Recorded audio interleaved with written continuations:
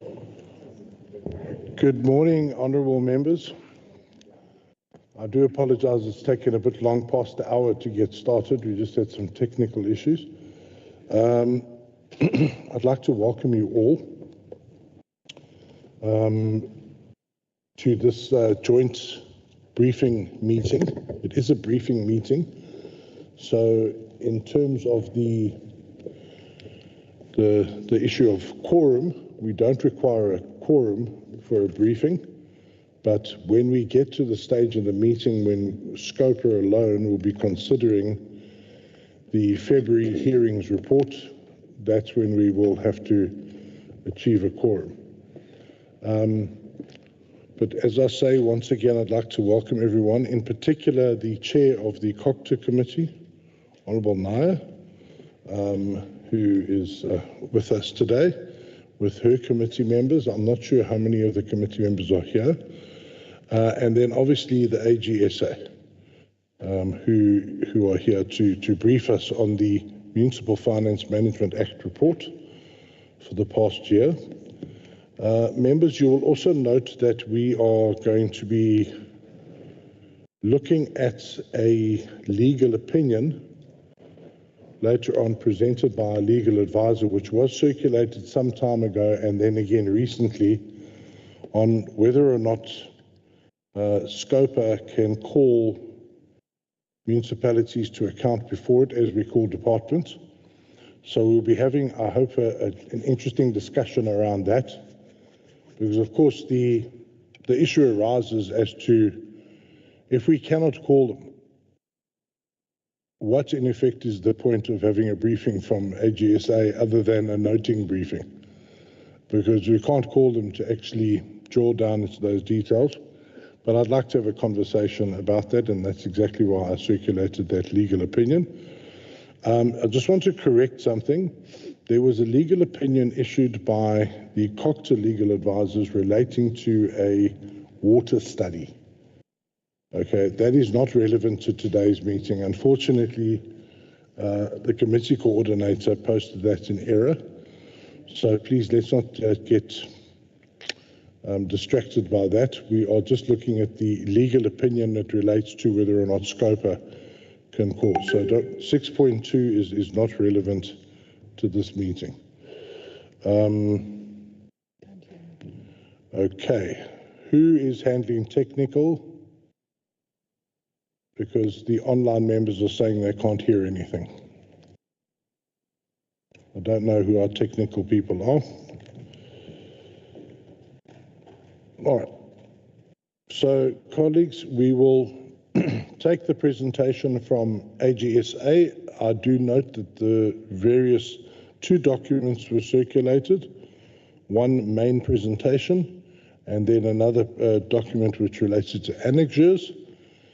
And we will take that presentation, we will discuss that presentation, we'll take guidance from our legal advisor on the legal opinion, have discussions on that.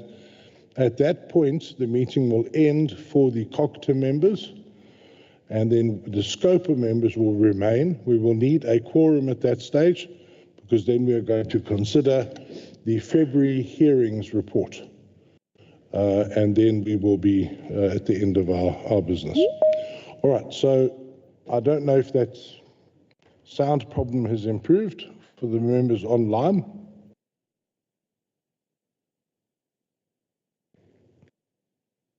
No? Okay. Members, can you please just guide me? I know we normally do introductions at the beginning. I kind of feel that we know our AGSA friends, they know us. Do members want to do introductions? Is there anyone who really wants to do introductions to raise their hands? Otherwise we can just... Yes, sorry, I can't see who that is. Can you help me? Who is speaking? It's Honourable Dix, sir. Thank you. Honourable Dirks. Yeah, how are you, Chair? Hi, Honourable Dirks. Good, good. No, Chair, I don't think there's any need for introductions. I think we can start, because we already started late. Thank you. Thank you, Honourable Dirks. Yeah, that's how I feel. All right, let's hand over to AGSA, and please take it away and educate us with your report. Thank you very much.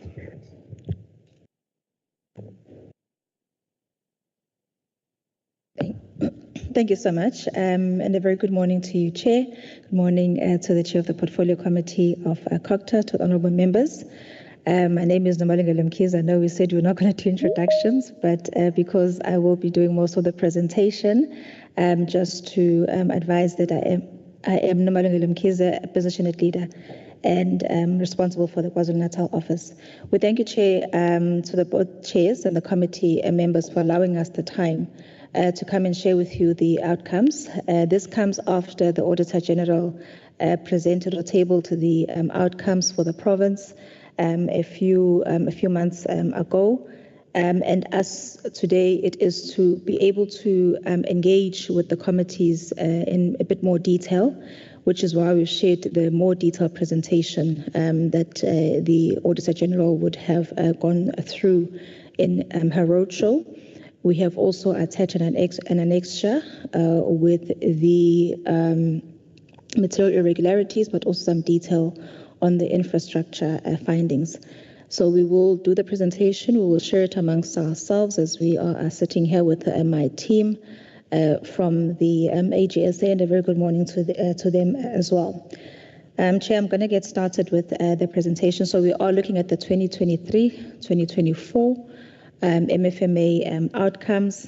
Yes, we are about to start on the PFMA, but it is good for us to share so that by the time we come through for the audit of the MFMA as well, you would have gotten an opportunity to engage as the committees on these findings. So as we move on then to the following slide, we are looking at our mission and our vision, to remind ourselves in terms of our mandate as the Auditor General, that we do have a constitutional mandate as a supreme audit institution of South Africa, and we exist to strengthen the country's democracy by enabling oversight, accountability, governance in the public sector through the work that we do, whether we are sharing the insights from the work that we have done, raising material irregularities, and sharing recommendations. It is all really to fulfill our mandate as the Auditor General. When we then move on to the next slide, the next two slides we have shared, Honourable Chair, with the committee members in our prior presentations, but just to highlight that effectively in the work that we do and as per the strategy that we're rolled out and working with, we are advocating for an effective local government culture, that which is characterized by performance, accountability, transparency, and institutional integrity. And the four boxes they then describe as to what it is that we speak of when we are speaking to those four areas. So you'll find that our recommendations also touch on those four areas as to what we are advocating for and what we would like to share with the members of the committee, but also with our auditees. In the following slides, we also look at the accountability ecosystem. So in order for us to achieve this culture that we speak of, that is characterized by performance, accountability, transparency, and institutional integrity, it cannot be done by one department, one person, or one role player. So in this particular slide, we are then depicting all the key role players, and you will all the key role players within the public sector, whether it is leadership and decision makers within the municipalities and the municipal entities, or the support and oversight role players. And what we are saying here is that it takes everyone to fulfill their mandate or perform in accordance to what they're mandated, whether it is morally so or per the constitution or legislation, so that we can then achieve on the culture that we are advocating for. And you will see that the Auditor General sits in the middle there, where we are sharing insights, and we hope that with the insights that we share from the work that we have done, we'll be able to then influence the key role players to act on their mandates, and where we are then not finding action on our recommendations that we would have shared, we then move to enforcement, where we then speak to the material irregularities that we do notify on. I'm not going to go through all the various role players, but the portfolio committees are one such role player as well, in terms of ensuring that we are meeting, or we are moving towards the culture that we are advocating for. In the following slide, then we look at where we had left off when we finished the audit in the 2022-2023 cycle. We made our call to action at the end of the cycle in 2022-2023, where we spoke to the annual performance reports and service delivery and asked of the leadership to ensure that the key service delivery indicators are being prioritized. So that is within the local government, also with adequate funding to fast track the key infrastructure projects, and to ensure that there's adequate budget also for repairs and maintenance. And I think with the disaster that we have seen as well, this area of repairs and maintenance has become much more important. We then report on our observations that we noted when we were doing our 2023-2024 audits, which is sitting on the right-hand side, on the annual performance reporting and the service delivery, where we are indicating some of the findings, which I'll go through in further on in the presentation.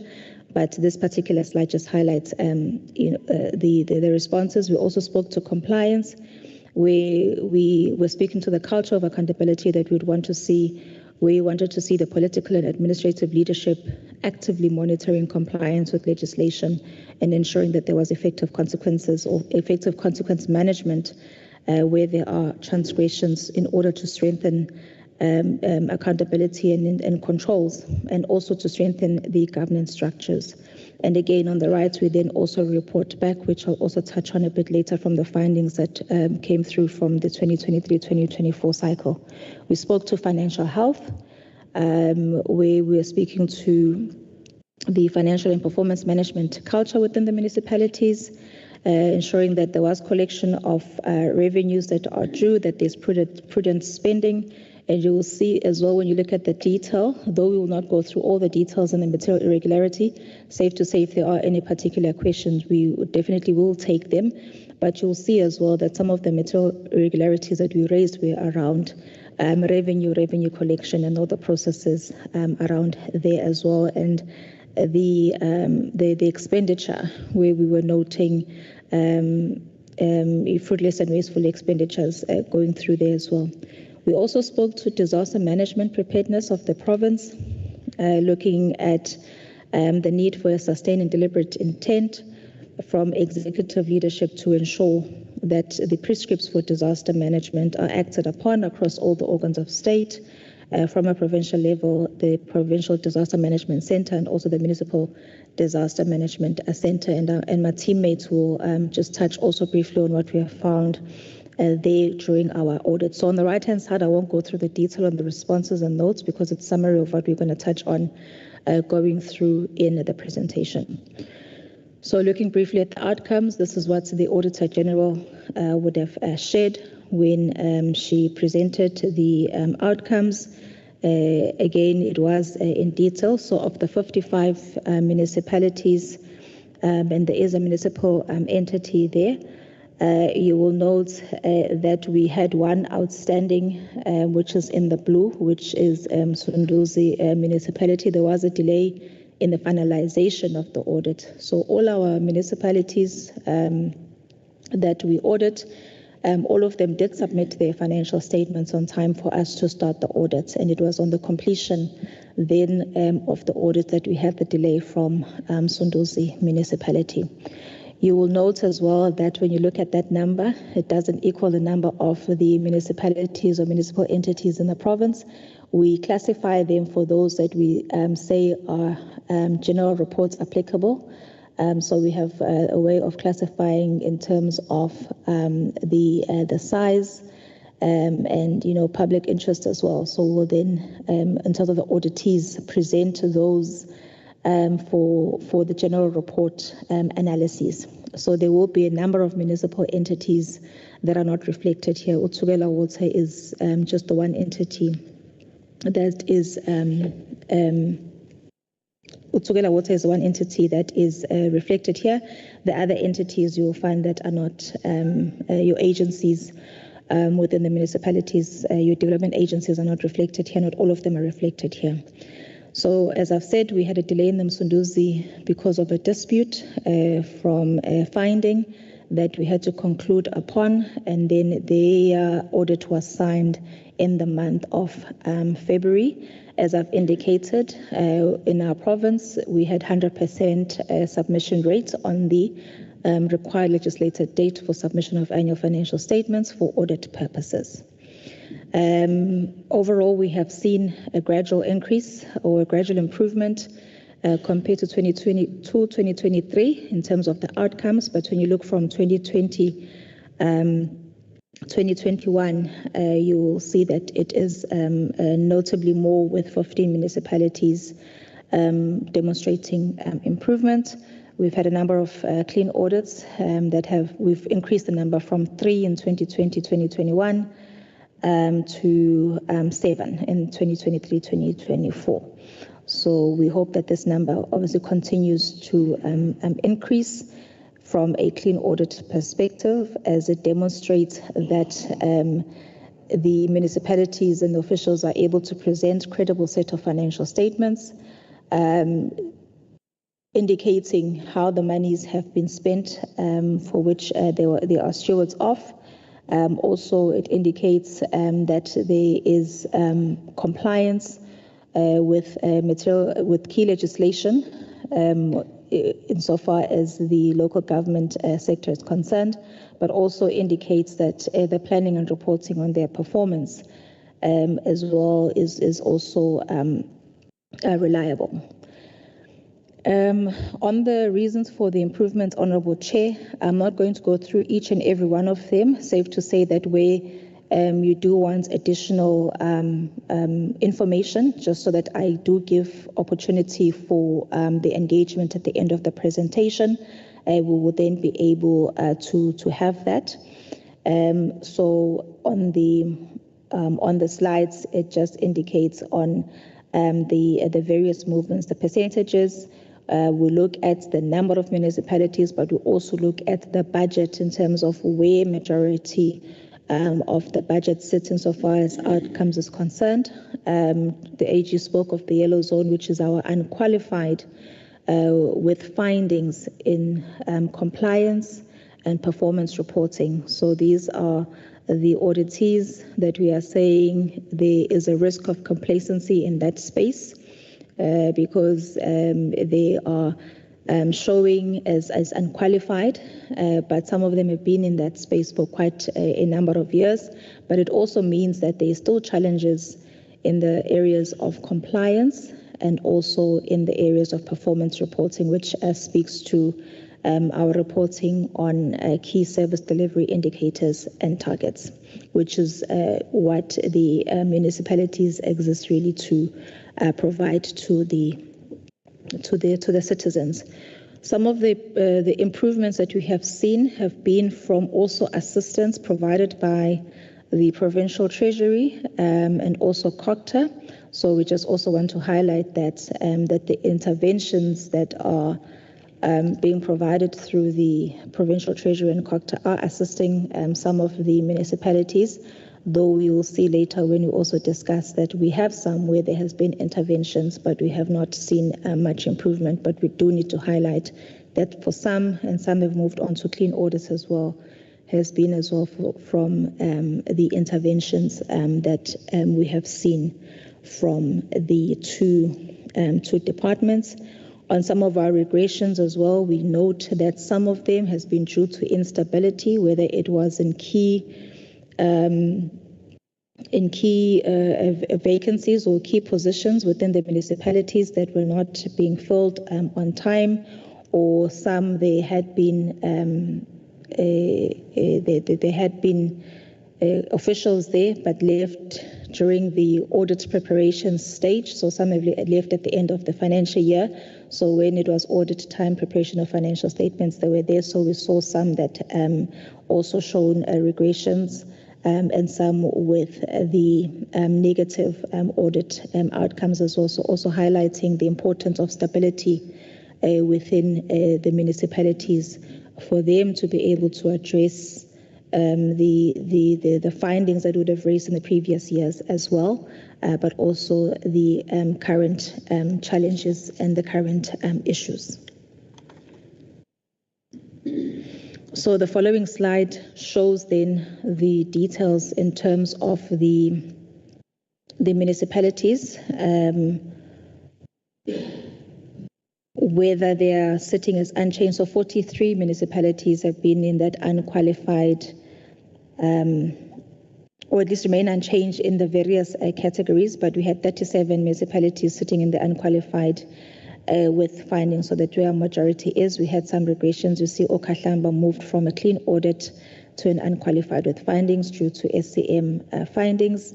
On the purple one, the qualified with findings, we had 7 auditees. You'll also see regressions from Umdoni and Nongoma, and also other regressions with Umzumbe and Ndumeni. And you've seen the improvements with Josine and Bofana. And we had the 4 auditees that joined the clean audit, or the unqualified with no findings, which is the clean audit, ranks Umsinga, Mshwati, Umvoti, and Richmond. So those that then showed the improvements, they were interventions, but they also prioritized internal controls, the daily financial disciplines, the daily reporting, the record keeping, so really the basics for what they needed to worry themselves with. And then we had our 1 outstanding audit. So let us then look at some of the details, looking at the financial statements. The key they're saying that the credible financial statements are crucial to ensure that there's accountability and transparency. So citizens those charged with governance need to know how the monies have been spent. So credible financial reporting is crucial. The quality of the financial statements did improve since the 2020-2021. Where we have seen more municipalities producing financial statements with no material adjustments as compared to 23-24. Again, here it is important to have the experienced financial personnel, or those that know what they need to be doing within the financial reporting space to ensure that we are achieving on that credible reporting. Our key observations, as we indicated, they have already touched on the number of auditors submitted financial statements with no material adjustments. eThekwini continues to also produce financial statements with no material misstatements, though they are still with challenges on compliance and performance reporting. And the main qualification areas that we have seen across the municipalities are around receivables. So revenue and receivables, whether there's appropriate billing happening in those areas, irregular expenditure, revenue from exchange transactions, property, plants and equipment, payables, accruals and borrowing. So these are the key areas where we are seeing the qualifications coming through. And again, touching on just the improvements, as I've already alluded to, that recommendations were being followed by senior management or officials, where what we have recommended insofar as financial reporting is concerned is being followed, is being implemented. We saw improvements where there was effective record keeping. It also assisted in ensuring that there was improvements in the financial preparation stage as well, and also just commitments by the municipal managers and all key role players within the municipality to improving internal controls. We also saw that there were improvements. In the bar graph, it really shows that the financial statements that came in with no qualification areas before auditing in 2023-2024, we're only 16. And through us allowing for adjustments to happen, so there isn't still a number of municipalities that are relying on the auditors picking up material misstatements. We then saw that after the audit, we had then 43 that presented with no material misstatements. So there is reliance still on the audit process to pick up the misstatements, and it is not the officials that are employed within the municipalities that are picking up these misstatements or ensuring that they present financial statements without material misstatements there.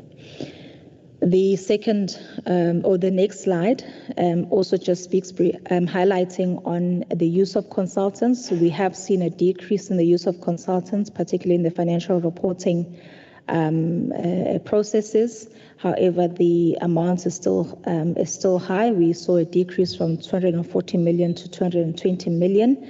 There's still a number of municipalities that do use consultants for financial reporting in the areas of asset management, so the preparation of fixed asset registers, preparation and review of financial statements, and also on tax service costs. A lot are being appointed because there's lack of skills, or there's vacancies, or there's a combination of both. We have seen that there's been municipalities that have recurringly appointed consultants, and this speaks to whether the consultants, as part of the work that they are doing, whether they're actually transferring skills or not.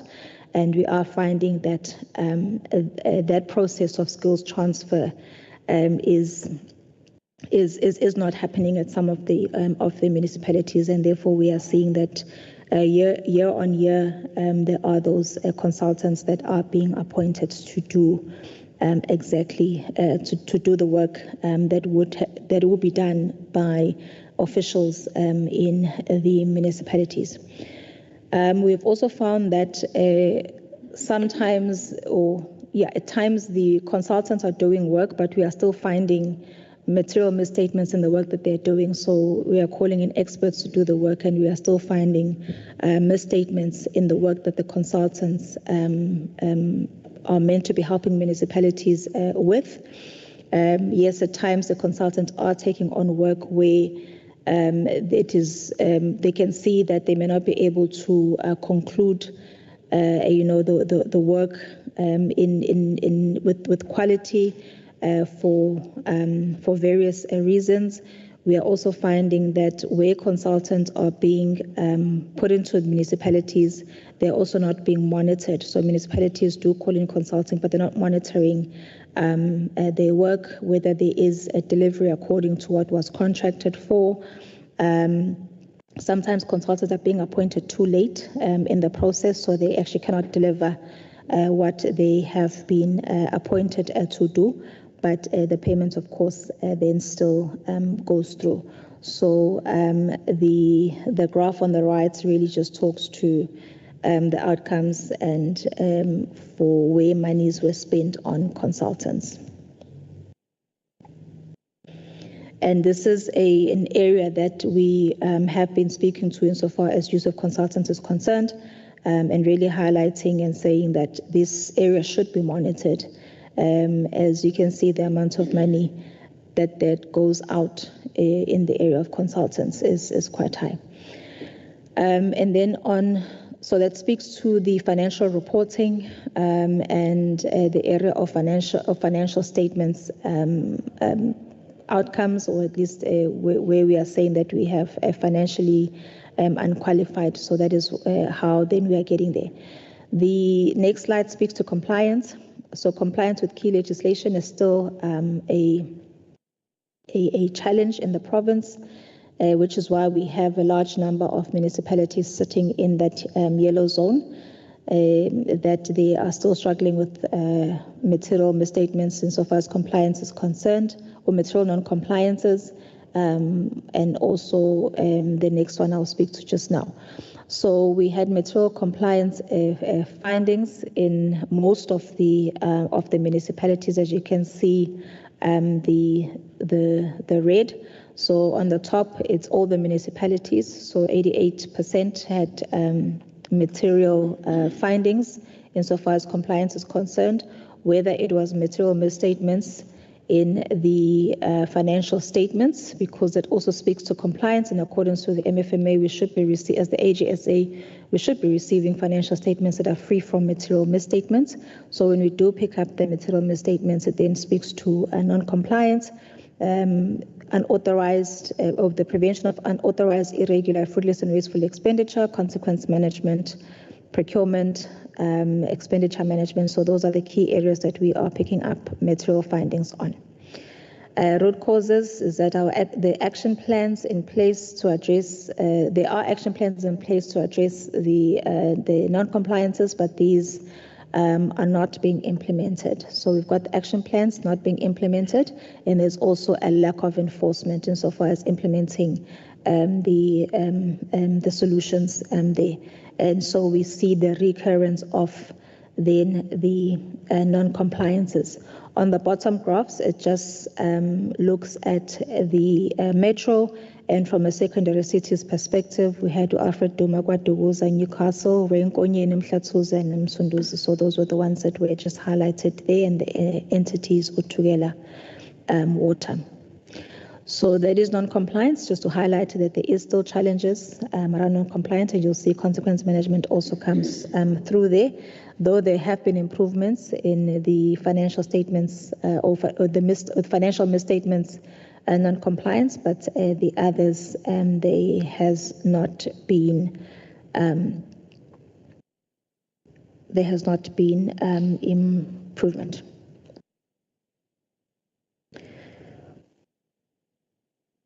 On the following slide,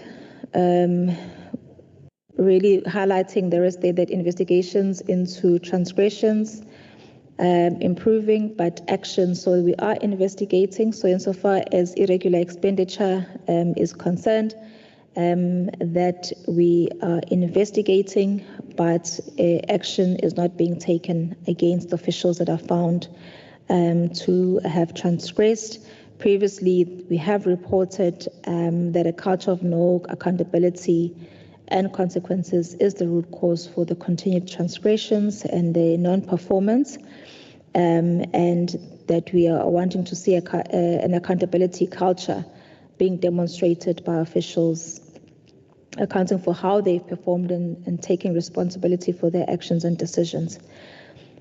So when then there is investigations but no action being taken, it then creates the culture that, non-compliance can actually, go on without the necessary consequence management. And there it is just showing the statistics insofar as the compliance with consequence management, which is what we are speaking to, is concerned. And then in the bottom one is showing then the irregular expenditure balances and how they have been dealt with by being investigated, condoned, recovered, or in the process of recovery, or written off. We are seeing a lot of write-offs or being condoned, but we are not seeing then the consequences in terms of the officials being held accountable. So that is, in essence, what this slide is presenting to us.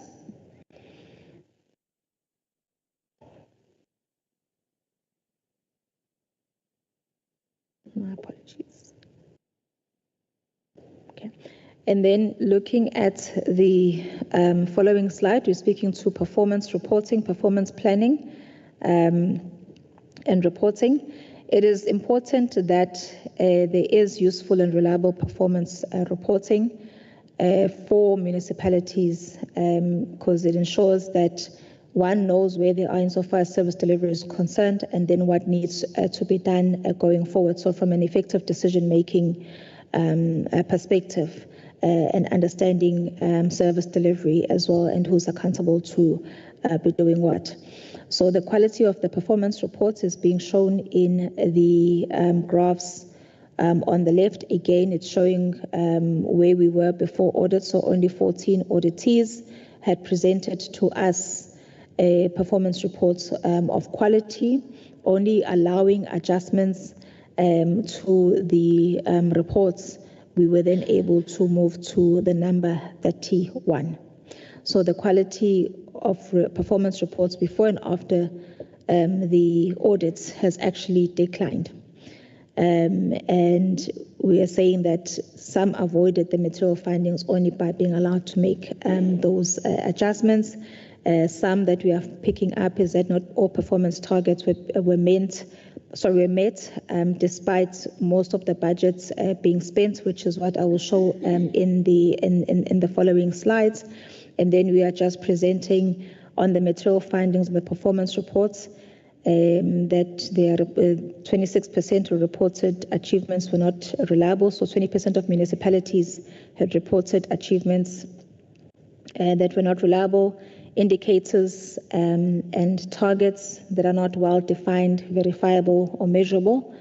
And also some had excluded indicators that measure performance on their core mandated functions. And then we indicate some of those municipalities, Abaqulusi, Ngquthu, and Impendle municipality. And then we look at the root causes, the lack of understanding of performance management framework. There's insufficient oversight being exercised by management to ensure that indicators are properly defined.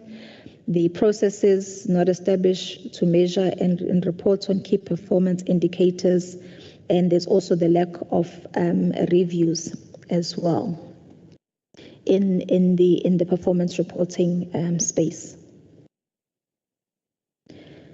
I think of interest is in the next slide, which shows that we have a number of municipalities where the budget is almost spent, or it's not correlating to the targets that are achieved.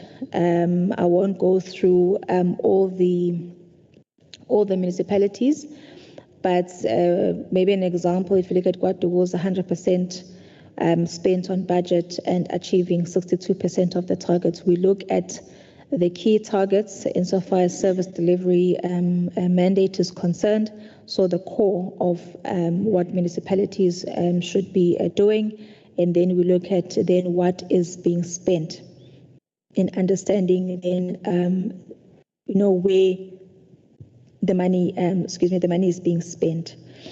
And as you can see, most budgets are spent or almost spent, but not all targets are achieved. Umzinyathi overspent and achieved only 20% of their core service delivery targets.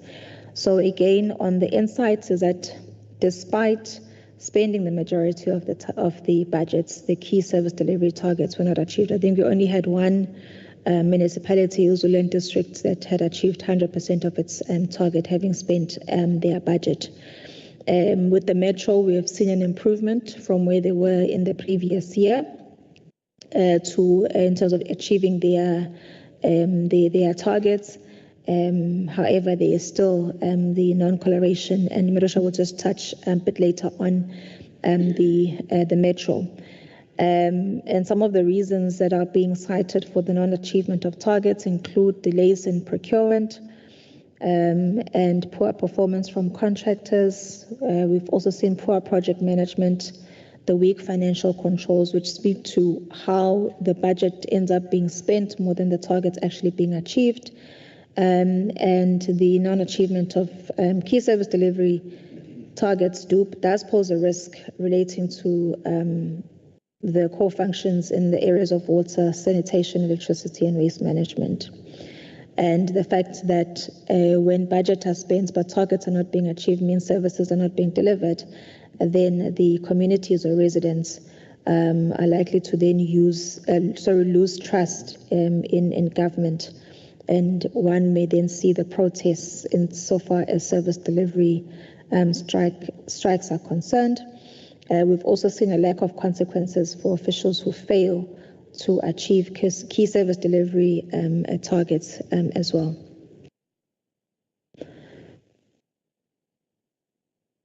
So that is on the key service delivery targets. On the following slide, we look at the weaknesses in financial management, and that really speaks to the financial health in local government. We've had municipalities that are presenting unfunded budget, so municipalities not budgeting effectively, though they are required to budget effectively, plan carefully on how they're going to use the limited funds to operate and deliver their services and to manage their operations and deliver on their planned service delivery targets within the approved budget. The municipalities' budgets make provisions for items as well that are important to make provisions for, so that there is repairs and maintenance, but also for potential losses where not all monies are received from debtors and the like. And there is a process insofar as the approval, the tabling of budgets, but we are finding that we are seeing non-funded budgets being, or unfunded budgets being presented even to date. I think we had 13 municipalities that presented unfunded budgets. Just some of the financial losses. So at the top, we are indicating our fruitless and wasteful expenditure. It did reduce, but the amount is still high, 272 million for all municipalities. Unauthorized expenditure from 3 billion to 3.79 billion, and irregular expenditure.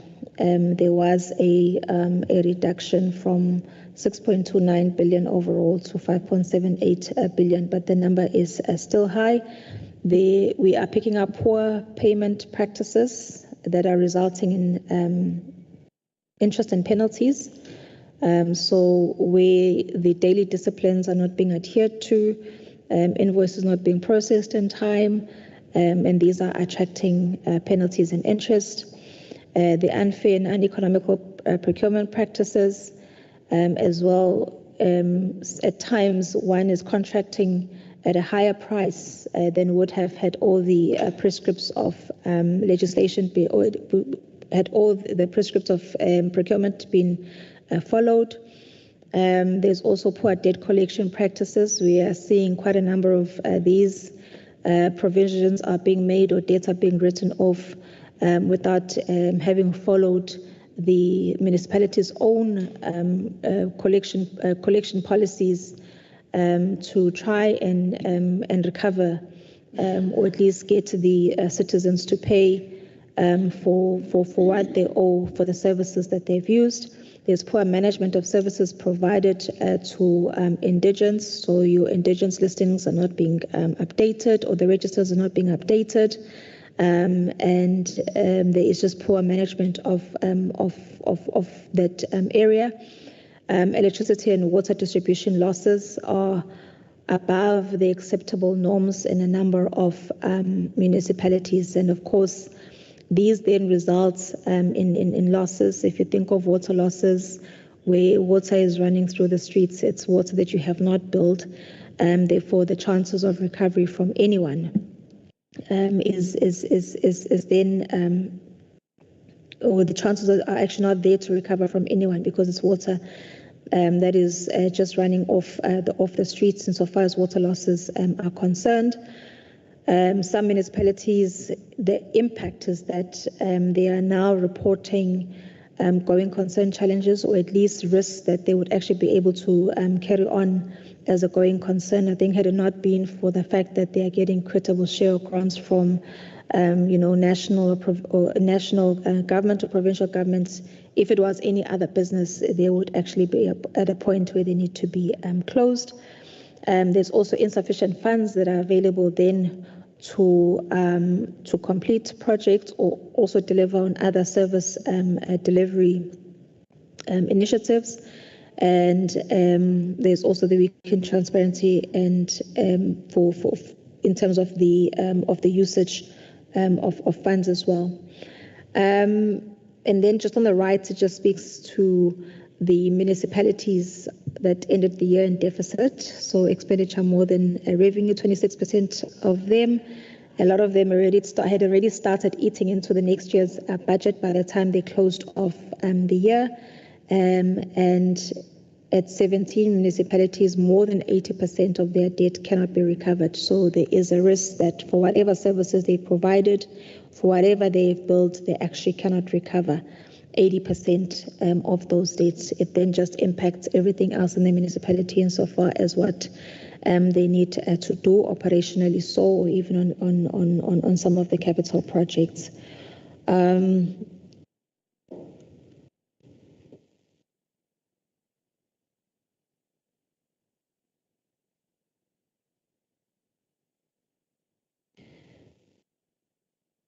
I think I'm going to stop there on the financial health.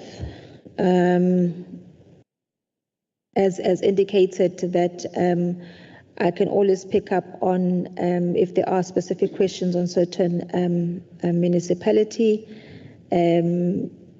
insofar as all the other matters are concerned. I think one thing also to note on the financial health, it also impacts what is available for repairs and maintenance, which is something that we have shared before, that you will see the percentage that is being budgeted for repairs and maintenance across municipalities. It is less than the Treasury norm or National Treasury norm of 8%.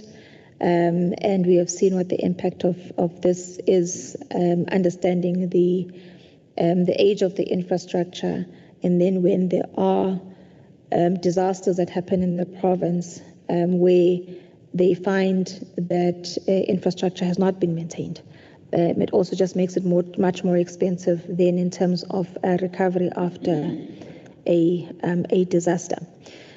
At this point, I'm going to ask then, Honourable Chair, my colleagues just to speak on infrastructure. And then after them, my other colleague, Salosha, will also speak on then also the ICT. So insofar as our audits are concerned, we do have specialists that go out with us. So they'll just speak briefly at a high level on infrastructure and maybe some examples, and then ICT as well. And then I'll come back on the material irregularities overall, and we'll continue. Thank you. Shika?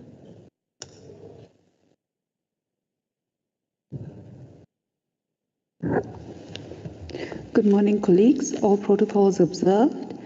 With regards to the service delivery concerns we identified with infrastructure delivery and maintenance, we looked at 15 infrastructure projects at the following municipalities, which were the Itikweti, the Msunduzi, Mshlutuzi, KwaTuguza, Ukushlamba, and Mkanyakuri municipalities.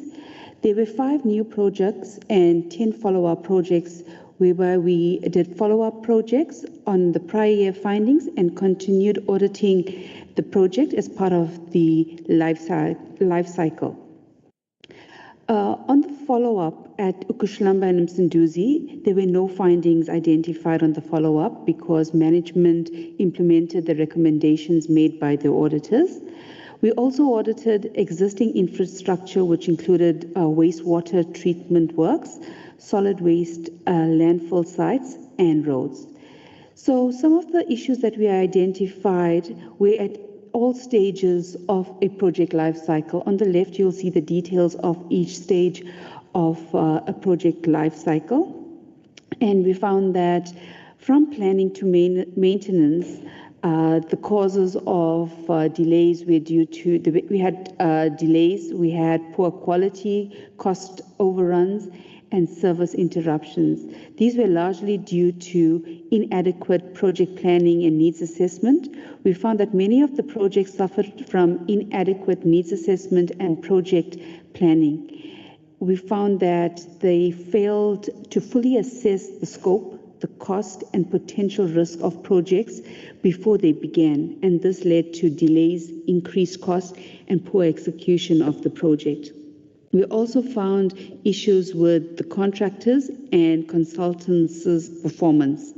We found that numerous cases where the contractor appointed either were not qualified or capable of performing the required work to meet the agreed upon standards. This included delays in meeting milestones and failed to adhere to contract specifications, leading to substandard quality and cost overruns. The contractors and consultants' underperformance without any real consequences or accountability. This led to the persistent delays and poor quality across various infrastructure projects in the province, with insufficient oversight and enforcement of the contractual obligations that we had with those contractors and consultants. We also identified ineffective project management, project monitoring and quality control. Here, the effective project monitoring was often absent or inadequate, leading to insufficient oversight of project milestones and the quality of work performed. Without effective monitoring, contractors were not held accountable for the delays of the poor quality delivered. This allowed the problem to escalate without timely intervention. A problem was not addressed promptly, even when they were identified in previous audit. With regards to the environmental and safety concerns, several projects, they were particularly relating to water and sanitation, were found to be located in environmentally sensitive area, such as wetlands and riparian zones. Building infrastructure on these sites raised environmental concerns, including potential pollution and damage to the ecosystem. Sites such as the wastewater treatment works had numerous fire safety issues, electrical hazards, and general housekeeping or maintenance concerns that compromised worker safety and the long-term sustainability of the infrastructure. We also noted that there were delays in the project completion and escalating costs, where the projects faced extensive delays, which often was due to a combination of poor planning, contract performance issues, and administrative inefficiencies. These delays resulted in prolonged project timelines and deferred service delivery to the residents. The lack of effective planning and monitoring also contributed to cost overruns. We also identified inadequate safeguarding of projects where sites were left and the citizens were entered the property and vandalized the property. For the detail on these, you'll be able to look for the detail of the projects on annexure attached. Thank you.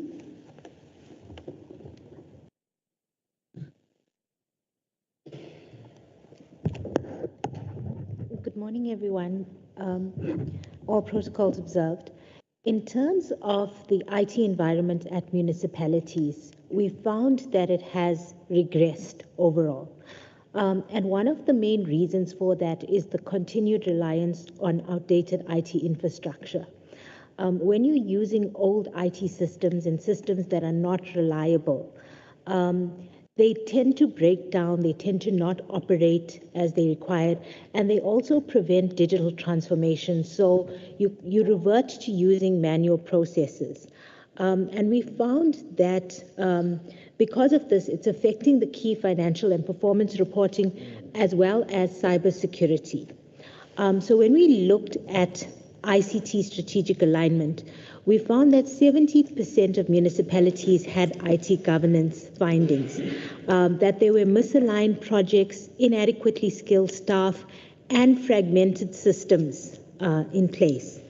We also noted that the internal audit units were not capacitated to do IT audits.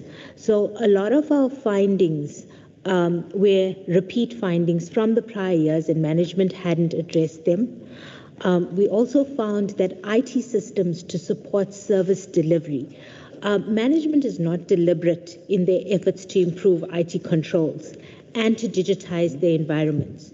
So we found in terms of IT, most municipalities continue to rely on manual processes.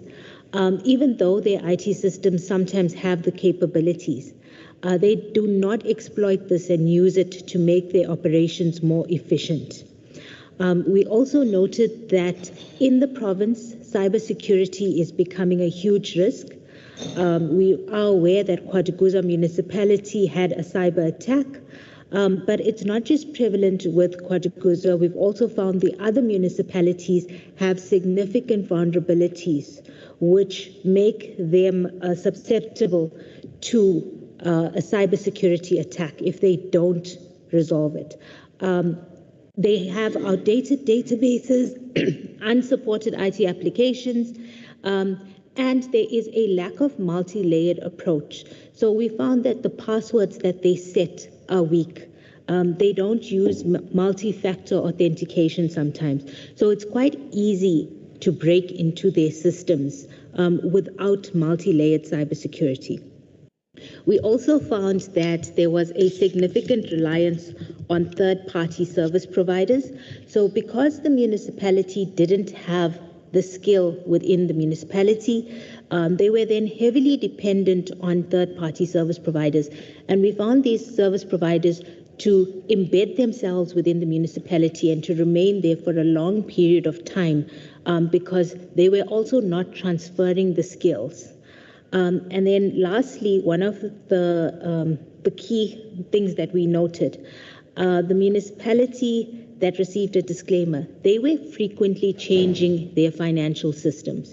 So over a period of 3 years, they changed their financial systems twice. And during that process, they did not ensure that when they were migrating data, that the data was migrated completely and accurately. So just in terms of that, our recommendation is that ICT needs to be recognized as a strategic enabler. We need to prioritize modernizing the outdated infrastructure and legacy systems, and the cybersecurity controls within municipalities have to be strengthened. Thank you. Thank you so much, colleagues. So Salosha has touched on this on the ICT, which also impacts on what we are finding in material misstatements and financial statements, particularly those that have regressed. I think she touched on one, and I remember one was Ndomeni on their systems implementation, system not being implemented correctly, impacting on their overall outcomes. Speaking to material irregularities, I think we are all aware of the material irregularity process. And why we have this particular process as the AGSA, and also in terms of the definition, it is a non-compliance or contravention of legislation, or fraud, theft, or a breach of fiduciary duty that is identified during the audit. It results in or is likely to result in a material financial loss, misuse or loss of a material public resource, substantial harm to a public sector institution or the general public, and why this process exists, or why we were given the teeth, so to speak, as it is always said, was to try to instill a culture of accountability within the public sector, improve the protection of resources, and also enhance public sector performance and encourage ethical culture, and to strengthen the public sector institutions to better serve the people of South Africa. And then you have then the process on the MI process, how it goes. We notify, and then on the decision tree, if there's appropriate action, we then assess that, and then we move to resolve in the MI. If there's no appropriate action, we then invoke the powers on whether we are referring to a public body, we are putting recommendations in the audit report, we are putting remedial actions that are then monitored by our material irregularity unit, and it could also lead to a certificate of debt process, or we can have a combination of all of those. So that is generally the process of the material irregularity. And as indicated, we do have in the annexure that we have shared the details of the material irregularities that have been issued. So jumping on to slide number 20, it shows then the number of material irregularities that have been issued since 2019. Within the KZN, there's been 60, 40 have been resolved, and the balance are at various levels, whether appropriate action is being taken and we are assessing that, or already we have moved on to recommendations or referrals. Sorry, Nambo, if you could just jump to the slide before then. I think on the responsibilities, just for touching on this whilst we are speaking to material irregularities, is just to highlight on the right, insofar as oversight and executive authority, exercising oversight and playing an active role in the monitoring, in the preventing irregularities and addressing irregularities when they do occur. So when we have then also issued the material irregularities, is then on the oversight structures to then assist in playing that active role in the follow-ups, the monitoring that these material irregularities are being attended to, they are being responded to, and they're also being cleared through the processes or through what the various or the officials or accounting officer would have said they would do to resolve or fix the issues that resulted in this material irregularity being notified. And then moving on to, I'm not going to go through slide number 21, it's just different information on the material irregularities insofar as the nature of the material irregularities that we have issued.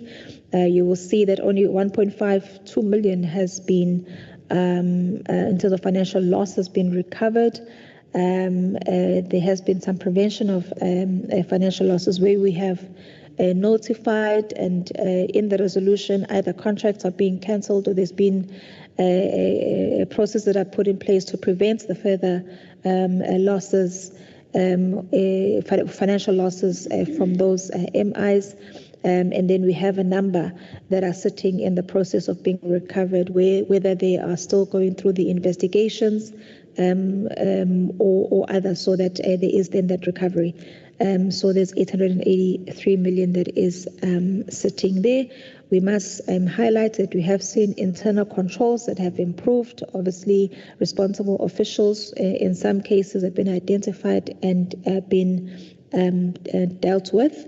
We also just want to highlight, whilst we are here, is that we are also finding in some instances that accounting officers are dealing with the material irregularity notified and not necessarily the internal controls to then prevent us raising another material irregularity in the following cycle or any other time. So we're also encouraging in terms when we pass our recommendations that with those material irregularities, it is not about attending the material irregularity, but what caused the material irregularity as well to prevent further material irregularities. I think the other slides will be more for information purposes, also looking at the bodies that we do work with insofar as referrals are concerned. I'll allow Marisha to just touch and highlight on Metro. I think Metro is important for the province as our biggest municipality. Thanks, Marisha.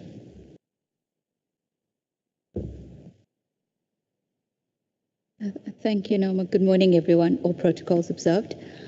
In terms of the message around the Metro, I think just to start off with, in terms of what they plan to achieve for the year against the budget spend, in previous slides you have seen that they spent 98% of the budget. So I think that's really good in terms of the stance taken by National Treasury to recall any monies that are not being spent at local government level. So they are monitoring their spend and they are able to spend, but they've only then achieved 84% of the targets that were achieved. It is an improvement from the prior year. So in terms of our influence and insights to the Metro, we have been sharing with them budget spend, targets achieved, etc. And in terms of paying particular attention to this, they have improved to an 84% achievement of targets.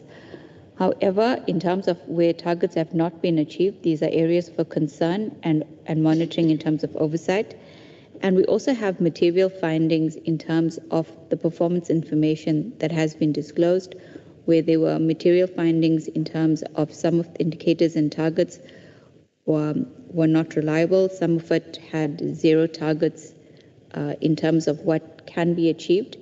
And these are matters that we are in discussion with Metro on. They're also in discussion with National Treasury in terms of just improving and how they then disclose the performance information, how they then collate and report on performance information to be able to move out of the space of having material findings on performance information. In terms of a 5-year audit outcome, they've had findings with respect to both compliance with legislation and findings on the annual performance report.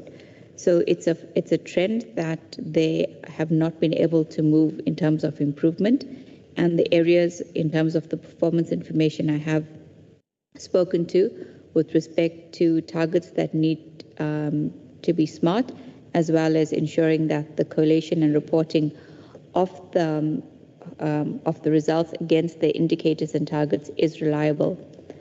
With respect to the compliance and legislation, the areas that are then leading to the material findings in terms of compliance with respect to prevention of irregular expenditure management, consequence management, strategic planning and performance management, as well as environmental management.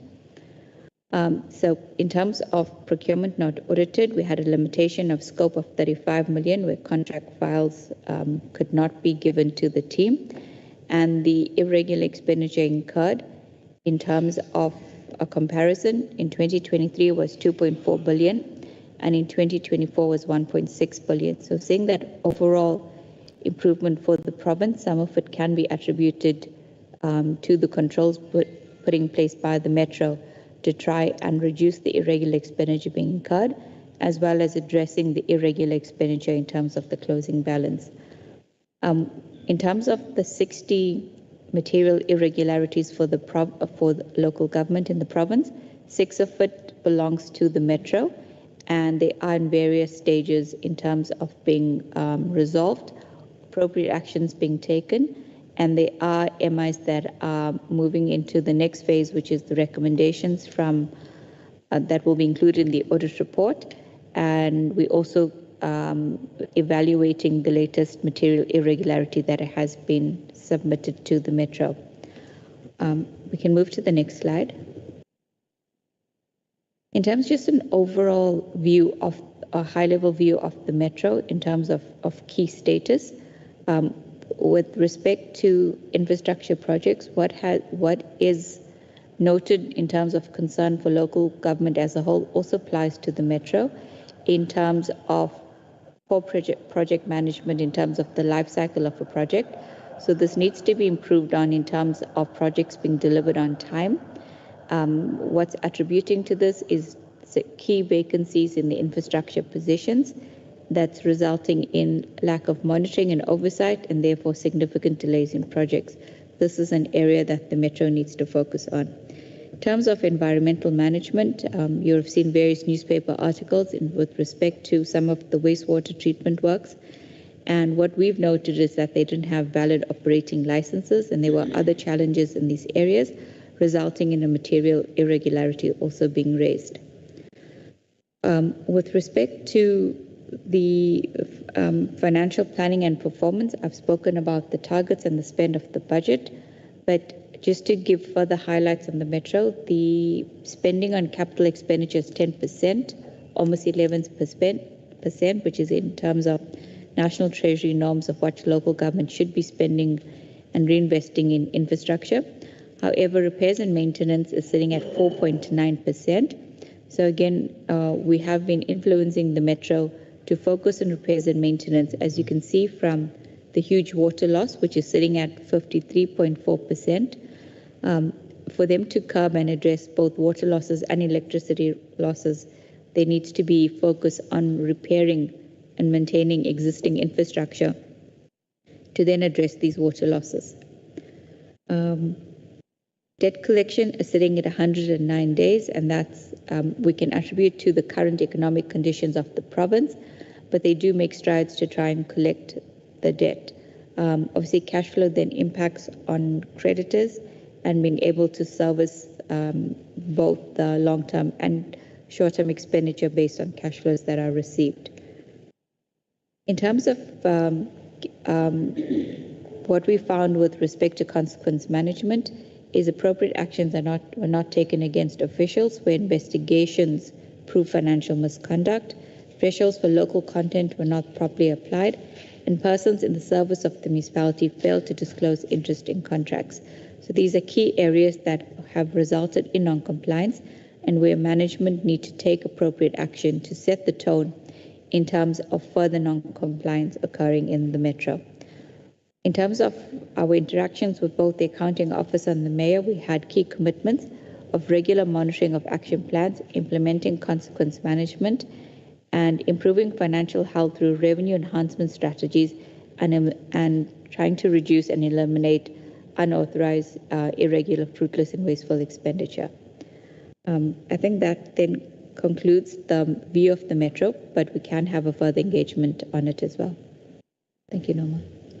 Thank you so much. Okay, so with the outcomes now set out, what is it then we are asking of the oversight committees? There are two slides that are included that have got a hand, and they really speak to, in terms of legislation, and some of the reports that are required of the mayor and of the municipal manager, I think to assist as well in having information or oversight of the affairs of the municipality at any given point in time. You've got the monthly report, you've got the half-yearly report that will then have different information, and it just sets out who those reports are given to, and as required by either the MFMA or the reporting that is required by the MSA. Also, the other one also speaks to the role of the MEC and the minister in terms of local government, also the various reports, oversight reports that are prepared.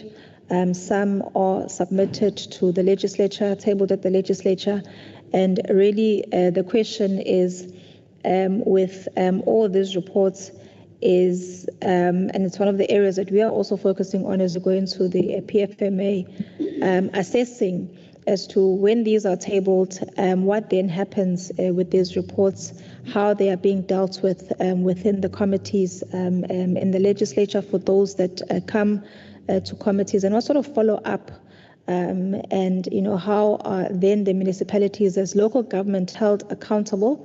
We have had the challenges, and I think it's per legislation that you've got the spheres, and there is a separation of powers, but there is a way in then utilizing those reports to also get to understand, but also influence the performance of the municipalities through the follow-ups. When there is a consolidated report on municipalities and the state of the municipalities, then what do we do with those reports? What sort of resolutions are we putting down? And then how do we follow up on those going forward?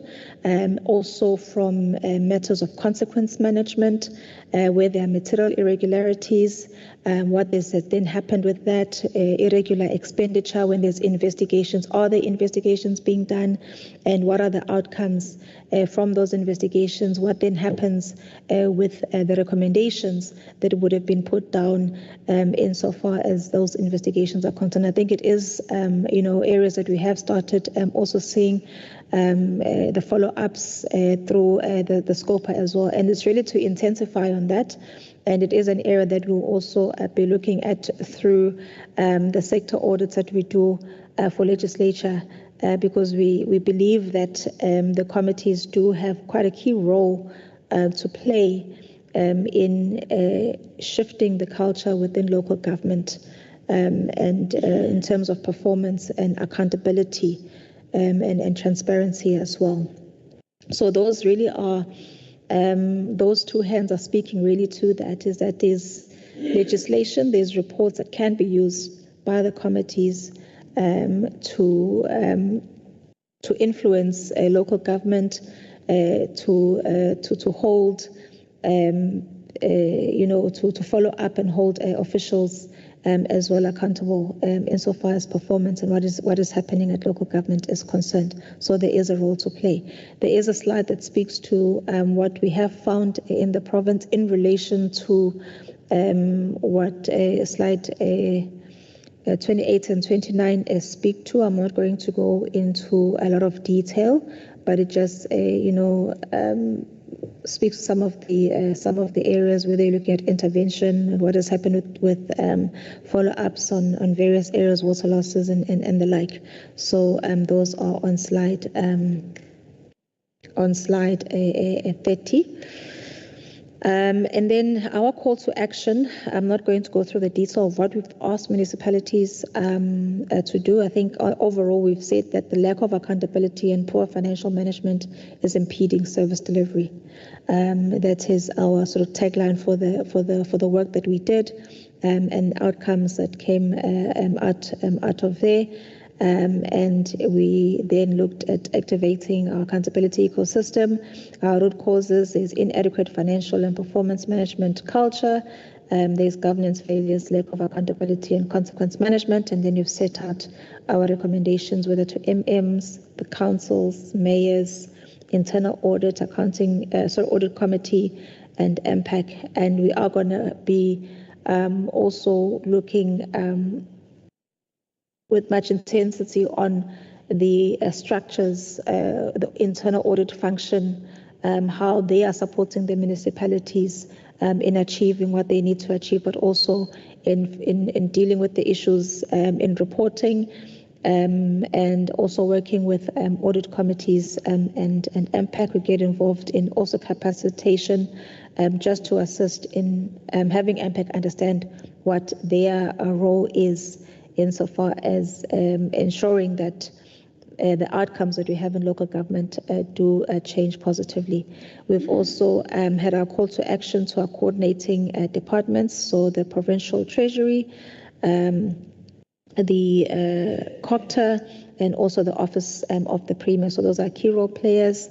And we've also the call to action there based on the risks that we've identified in slow improvements in audit outcomes, the infrastructure challenges, the IT infrastructure challenges that are affecting key financial performance reporting, but also just service delivery and also cybersecurity, the financial management, the poor financial management that is remaining prevalent, lost revenues from not billing, so the day-to-day financial disciplines. And the culture of no accountability and consequences. So the risk that we've identified, we've made a call to action in the coordinating institutions, Office of the Premier, MEC Finance and MEC Corporate Governance and Traditional Affairs, strengthening the municipal turnaround plans, intensify the collaboration, so Provincial Treasury and COGTA to work together, collaborate to help the municipalities in adopting the sound financial and performance management practices, enhance infrastructure oversight, so have a project planning, monitoring, and grants spending tracking, implementing standardized framework for project milestones, and also getting assistance from the likes of MISA engineers proactively so to deal with some of the infrastructure challenges. And financial management support from the Provincial Treasury to continue to support the municipalities and intensify their interventions for financial distressed municipalities. IT infrastructure reviews. We've made a call to COGTA to conduct a comprehensive assessment of municipal IT infrastructure, prioritizing necessary upgrades and aligning technology with operational needs to improve service delivery. And we also believe, because a lot of money also goes into IT expenditure. So there needs to be that coordinated approach, accountability through the impacts and disciplinary boards. So to intensify on that, and I think role then in terms of the committee is then the committees that oversee these departments is to then make follow-ups from the recommendations, but also the commitments that they would have made to the AGSA as well in dealing with the matters at a local government level. And then the final slide is then the call to action speaking to legislature. So again, the reports that are available to strengthen the utilization of those reports and exercising oversight, emphasizing on poor performing municipalities through the portfolio committee on COGTA, where municipalities are not submitting reports that they should be submitting as per legislation, that should also use the constitutional powers to hold them accountable, and to also effectively utilize the consolidated statements on the state of municipalities' budgets that is submitted by the MEC of Finance after each quarter to enable greater oversight over municipalities' state of finances. Honourable Chair, thank you so much for giving us the time. I know the presentation was long, but I hope that we have given additional information that would have been asked of us post the AG tabling, and as indicated, there is that annexure then that gives a detail from the infrastructure perspective, and also in terms of the material irregularities. And we are then going to take any questions or comments that you have for us. And for anything we may not be able to answer today, please do feel free to also email or write to us, and we will make sure that we do respond to you in writing should we not have the additional information that you may require at this point. Thank you so much. Thank you. We did receive a secondary document, an annexure, which spoke specifically to let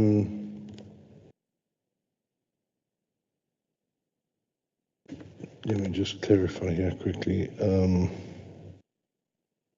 No, it spoke specifically to the material irregularities. Are you going to go through that? I think that there was, maybe not go through in every single excruciating detail, but I think members will find very interesting the material irregularities around section 2 of the document, which relate to water and sanitation projects, electricity projects, housing projects, road projects, etc., because those are specific projects and could possibly form the basis for possible future oversight, maybe. I know the chair of COGTA in particular is interested in water and sanitation. Could you skim through that report quickly for us, and just give us some of the things to maybe point out where we should really be having a closer look. Thank you. There we go. Yeah, that's the report. All right. So the annexure is split between material irregularities and also infrastructure projects. On section 2, we were detailing out the findings that came through from our infrastructure work. So we had our performance auditors go out to the various infrastructure, so the 15 projects that we are speaking to. But on the material irregularities, so it's split between those that have been resolved, those where appropriate action is being taken, so from various types of material irregularities, not just infrastructure, and also those that where no appropriate action is being taken, and also those where response has been received and we are currently assessing. I'm not going to go through the ones where the MI has been resolved, but maybe starting on those where appropriate action is being taken. Chair, I think you wanted to look at section 2, so that the infrastructure So it's not the material irregularity, but rather the report on our infrastructure work that we did. All right. I am going to ask the assistance of my team from Performance Audit. Is that fine, Renasa? All right. If I can hand over to Renasa, who is part of the team that goes out on the ground to look at these infrastructure projects with all the findings. Thank you. Thank you, Norma. So with regards to the water and sanitation, the housing. Sorry, just to assist members, it's this section of the document starts at slide 22 or page 22. It goes into specific infrastructure issues. Thank you. Thank you, Chair. Sorry, Chair. Can I ask some question? Of course, Honourable Matlope. Yes. No, thank you very much, Honourable Chair. I'm just checking. This is an annexer that we refer when they give us the presentation. Do we also present the annexer, or it assists us as members when it is presented, the presentation, and we refer, even when we read and when we go to the department, because we have got a detailed information which is an annexer. I'm just checking because maybe we'll be setting a precedent that maybe will never follow next time, because usually the annexer assists you to get more information in details, because they just summarize what is irregularities, and then in the annexer they give detail to say why they say it's irregularities because of 1, 2, 3 in certain project or item that is being presented. I was of the view that this is an annexer because when they were presenting and when we read the annexer, as the chair is indicating, we read the annexer because we saw the presentation, and then annexer as a referral to say that is why they said this is a material findings and what, because of what they have detailed in the annexer. Thanks, Chair. Yeah, thank you, Honourable Matlope, for raising that issue. Members, are you comfortable with that? I mean, obviously, we all able to go through the document on our own. Just in preparation for the meeting last night, I was reading through it and found there was lots of very useful information. But if you're happy that you are able to digest that on your own and we can take decisions back on that, then I won't ask AGSA to go through it. Are we comfortable with that, members? Honourable Chairperson. Yes. Otogunen is speaking. I think because they had already started, just allow them to continue. Thanks. All right. I'd like to find consensus. Can I ask, can we find a middle road? Can you just give us maybe tell us what we should be looking for when we go through this document ourselves? So just very briefly tell us that in this document we'll find the following reports on the following infrastructure issues, and if you take the time, you can go through it and find it. So don't go into each one. Just tell us what's in the report so that members are sensitized to it, and then we can be done with that in a few minutes and get into questioning. I think that's a fair middle road. Okay. Thanks a lot. Thank you, Chair. As our committee member did allude, this is the detail to support the presentation that we made earlier. So if you look on slide 15 of our presentation, it's a summary of all the projects that we have audited. There were 15 projects, 5 were new projects, and 10 were follow-up from the prior year. We have made recommendations in the prior year projects, which we followed up in the 23-24 year. In some cases, the recommendations were implemented, hence there were no findings. For example, at the Ukuhlamba and the Msunduzi projects. And then for those projects that we still had findings that have not been addressed, those are recurring findings, but the details of what exactly we were looking at. If you look on slide 5, you will see that The areas that I spoke about earlier with regards to project management, we spoke about the causes that a lack of, the inadequate project planning, the poor performance of the contractors or the consultants. Also, the monitoring of the projects were not happening, and therefore this led to cost escalations. In the annexed year, we have specified the names of the projects that we audited in the respective municipalities. We've given the project details and our findings as to why we have concluded on the areas on the summarized version. I'm not sure if that's sufficient. Fine. Members, we are done with the presentation now, and I want to apologize publicly profusely to the chair of COGTA. I did not give her an opportunity at the beginning to say a few words, so I'm going to allow the chair of COGTA now to, first of all, make any input you'd like to make, and I'll give you the first opportunity to ask any questions, and then I'll come to the members on my right, if that's okay. I just need to pay a bit of respect to my sister chair here. Thank you very much. Thank you, Honorable Bratiseth, and good morning to everyone. And thank you so much to the AGSA and your team for coming through to brief us.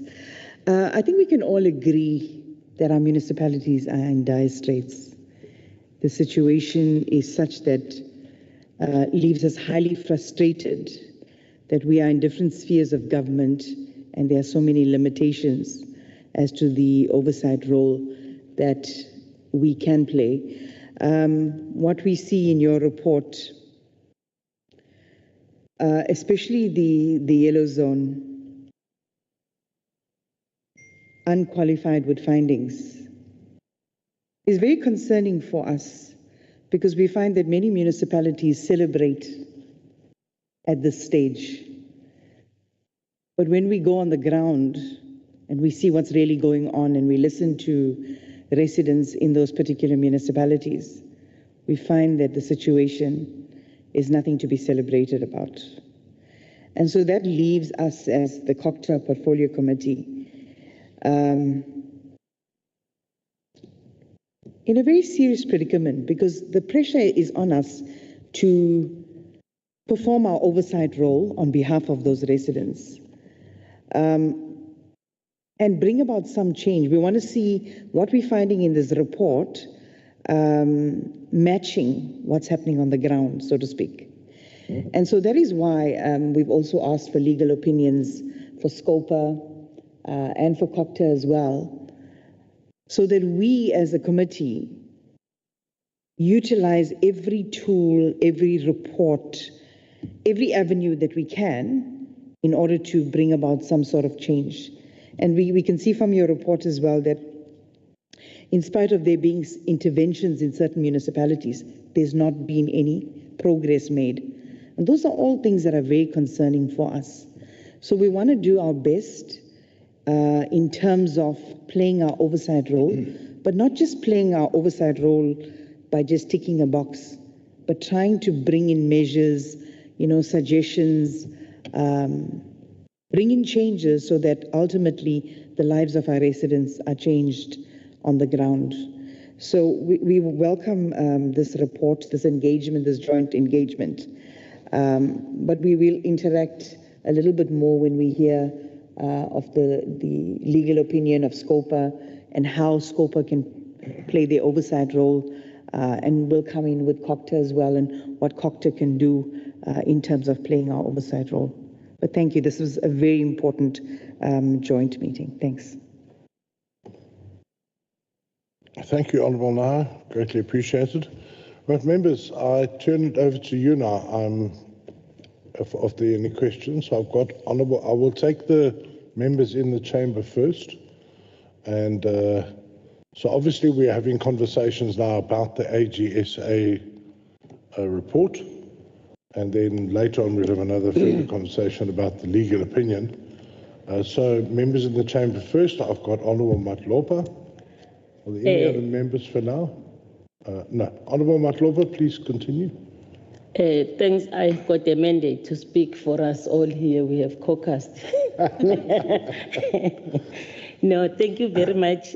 Greetings to you, Honorable Chair. Greetings to my chairperson, Honorable Nahe.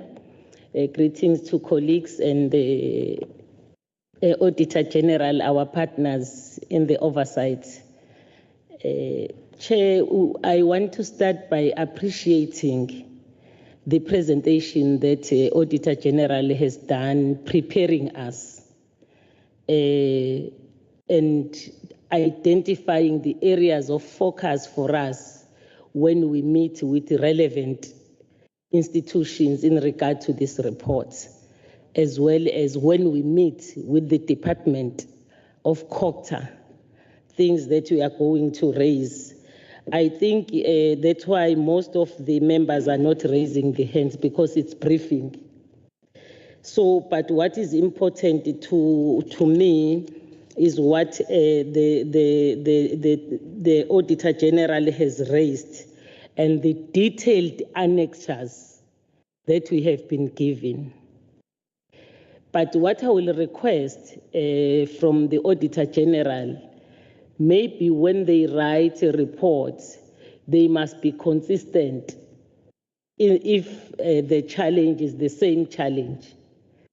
I want to cite an example. Something like did not do that, and in the other institution failed to do that, but same things.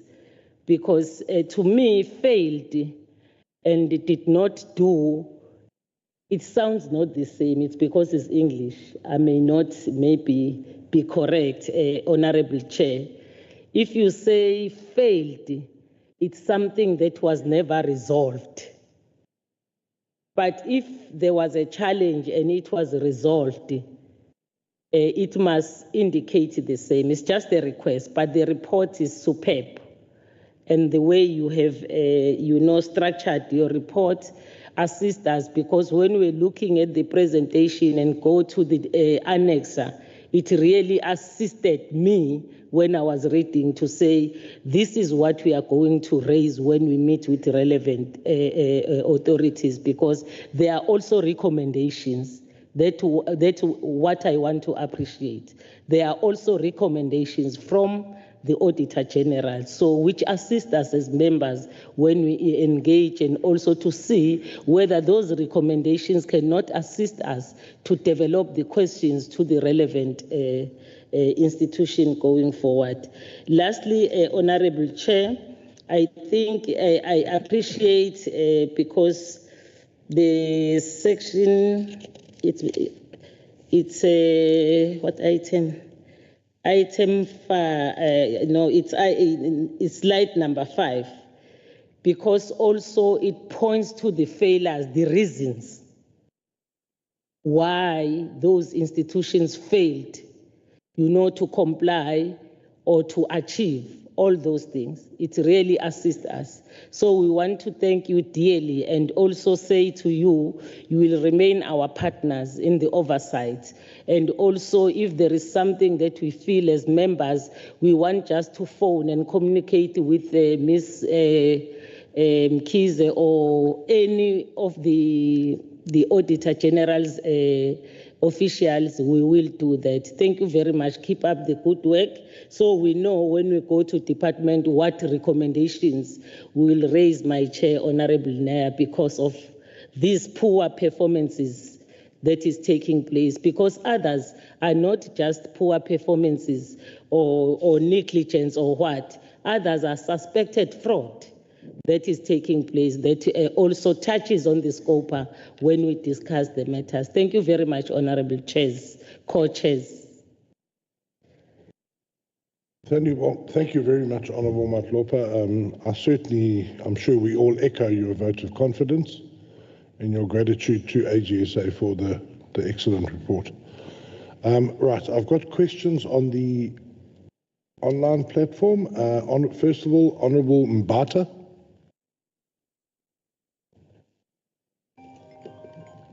Thank you, Chairperson, and the Chairperson of COGTA.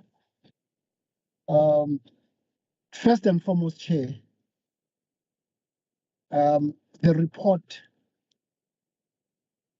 tells us just one thing. You know, I'm surprised that Honorable Madlopa is thanking the AGSA instead of dealing with matters that them as the ANC couldn't deal with. Because all these municipalities that are facing these challenges, it is because of the previous ruling party. And it's worse now, Chairperson, because there's a GPU, you have the IFP, but also I have municipalities that have... Chair, point of Honourable order. Mbata, can I just ask you to pause? I have a point of order.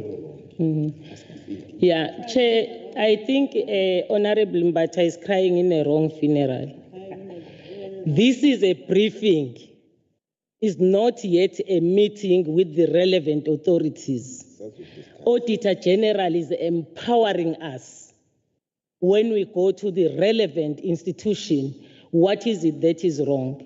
So I think he must really understand the processes rather than saying, why am I, complimenting the Auditor General? It's because he's giving us, the provision to discuss with the relevant authorities. This is just a briefing.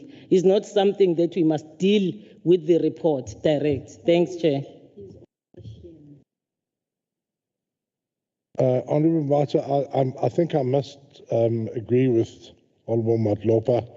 I think let's confine our questions to the AGSA, questions of clarity that will empower us. I don't think it's necessary to perhaps have a go politically at other parties. It's not. I think we can reserve that for the House sittings. There we can heckle each other and have a go. Thank you, Honourable Mbata. Please proceed. Outside process. Okay, thanks, Chairperson. Okay, it's okay. All right, Chairperson, the MFMA Audit Outcomes that has been tabled today paint a damning picture in KwaZulu-Natal alone. Municipalities like Umkhanyakude and Msunduzi have paid millions for goods not delivered, failed to collect revenue, and ignored the repeated audit findings. The report, Chair, clearly states under Section 1.1 that terminated employees were paid for years, and the infrastructure like Namibia's Stop 8,000 project is failing our people, with only 29 out of the 343 units meant to be built after 107 million spent, if I'm not mistaken. Now, well, the only thing that I wanted to understand from the AG, after getting all these findings and stuff, what accountability exists for these losses? Thanks, Chair. Thank you, Honourable Mbata. I think let's take the questions, and then we will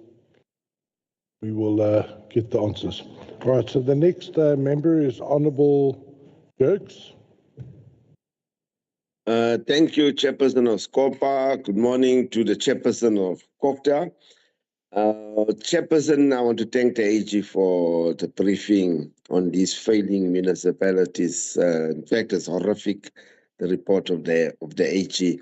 But I just want some clarity, because when we engage on this matter, I just need the AG to give me clarity.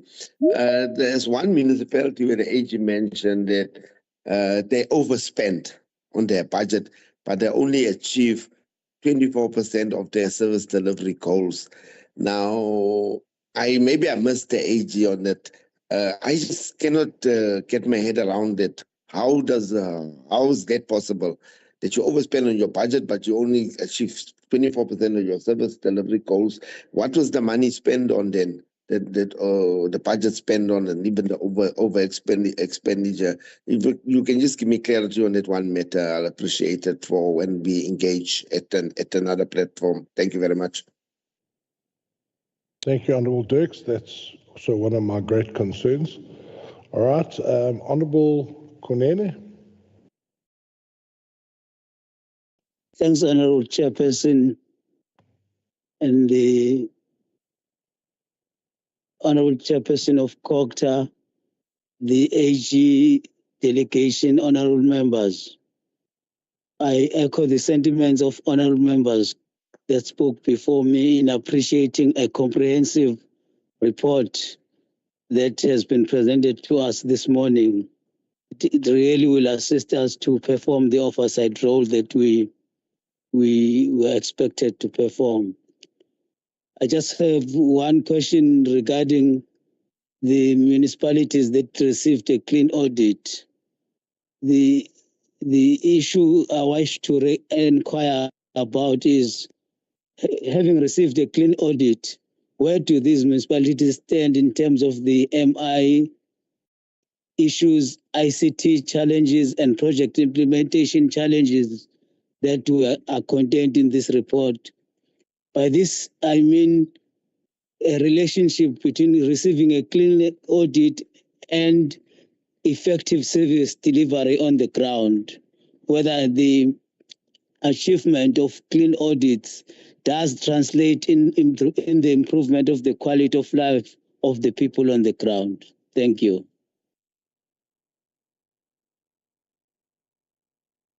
Thank you, Honourable Kunene. All right, and then finally, unless there are any others, Honourable Pampakash. Thank you, Chair, and greetings to all present. Chair, I just have two questions. Did the AGSA identify any instances of conflict of interest in or tender manipulation? That's one. The other, were competitive bidding process followed as required? Thank you, Chair. Thank you, Honourable Pampakash. Are there any other hands in the chamber? No? Okay. I would just like to put two requests in, please. Could we please get a detailed breakdown of, look, there's lots, like many other members, there's lots in this report that bothers me, but we're also going to get into a bit later what we can actually do about it as two legislature committees. But I think that the committees would benefit, and I certainly would like to request as chair, slide 9, the ineffective use of consultants for financial reporting. Would it be possible to get a breakdown of that per municipality? The reason I ask is on that particular side where it says additional insights, at some municipalities there was no evidence that a skills transfer or training programs was taking place. In other words, I'd like to know which municipalities that happened in. That would be very useful to us, because obviously the word some, I don't understand, you can't go into that level of detail here. Could we get a breakdown of that particular slide per municipality? And then I would like the same, and I think that members would be very interested in slide 13, which is exactly what Honourable Dirks was talking about. A breakdown, for instance, like Amajuba, where 120% was spent, but only 54% service delivery. If we could get a breakdown per municipality of how you work that out, that would be extremely useful to us. And I'm sure also to both committees, having that sort of breakdown, so at a granular level. And I'm sure you must have information that fed this slide. So I hope it won't be too difficult to get that information for us, so we understand how departments, how municipalities actually got to where they are. So that's my input. Can I now hand over to AGSA? I will, Mkhiz, you can direct who's going to answer what. I'll leave it to you. Thank you.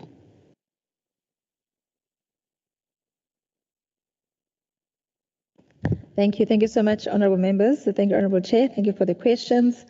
Honourable Chair, can I just ask with your requests? I am trying to see if I can get these to you, but if we aren't able to today, we'll get the details for you though. And whilst on that one, I think the Umzinyati one I will pass on to my colleague or Mr. Madlala, but it will also come through with the breakdown detail as to the expenditure versus, so those municipalities and the expenditure versus the target as to which targets we're looking at, and also how the monies were spent. But maybe you can give some insights. If I can touch on the question of clean audits and the correlation is so far as we call it the lived reality of citizens. So we do advocate for a clean audit because we see it as the foundation from which then you can start focusing on delivery insofar as services are concerned. It would be a challenge to be able to 100% deliver on all service or mandates if you are not able to account for monies that you have been advanced or given as a municipality. So, and also not adhering to key legislation. So then you are delivering, but you're not sure where the money is going. You're not adhering to legislation. So you've got other things that you are actually worrying about. So yes, we do know that clean audits currently do not necessarily translate to service delivery or the lived reality of citizens on the ground insofar as service delivery is concerned, but we advocate for it as it is the foundation from which then you can start focusing on attending to meeting the targets and delivering on services for the people. So I think on that one, that's what we do want to say. And it is a question that does arise in a number of platforms.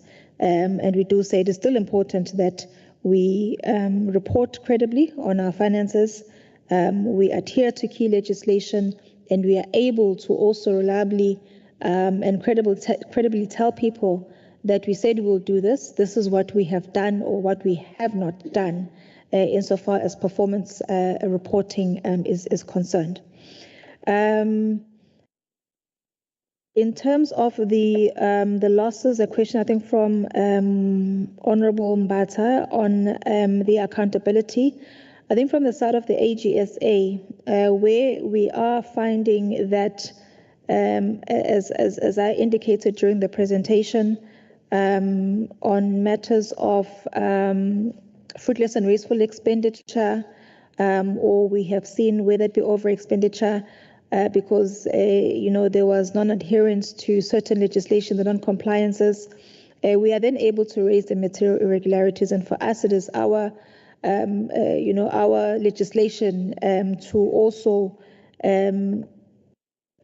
direct towards accountability. So holding then the officials accountable for what has happened. So that is the side of the AGSA that we are able to then raise the material irregularities from the non-compliances that are then resulting in the financial losses, the details of which for the ones that we have raised appear on the annexure.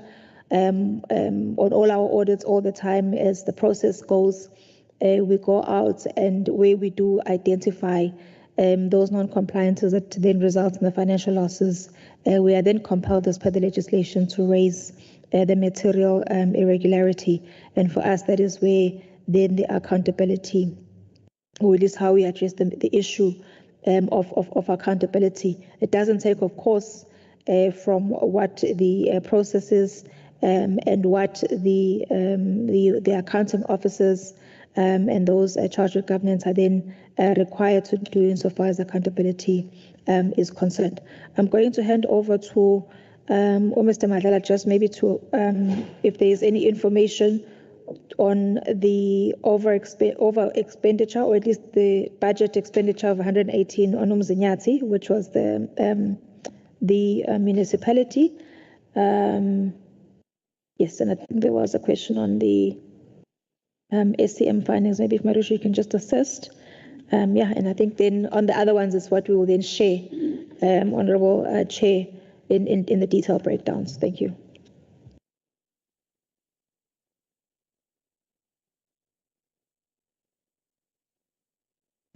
Thank you. Thank you, BUL. Greetings to the committee members, the Honorable Chairperson of SCOPA and the Portfolio Committee. I think the BUL has touched on the fact that for this one, Chairperson, we will give that detailed schedule. But maybe just to talk specifically to Umzinyati, just to give a bit of a background. Umzinyati previously had been qualified, had been disclaimed the year before. Reason for the disclaimer was we had issues with any type of a supporting document. We issued immaterial irregularity in that previous year. They were able to improve the control environment, and I think they were the one who celebrated the qualified audit opinion in one of the previous years. But after that, when we went back for the 2 consecutive past years, Umzinyati has received the adverse audit opinion. Honorable members, the adverse audit opinion, that is where we are indicating that we have pervasive issues. And for Umzinyati, we have issues with compliance. We have issues with the control environment. We have issues with obtaining supporting documents. So in addition to the reasons that may be due to delays, we find that the budget is spent on some other things that are not earmarked for those particular targets, which is why you would find that they ended up spending more of the budget as compared to the target. But we will provide a detailed schedule when it comes to that. Thank you very much, Chair.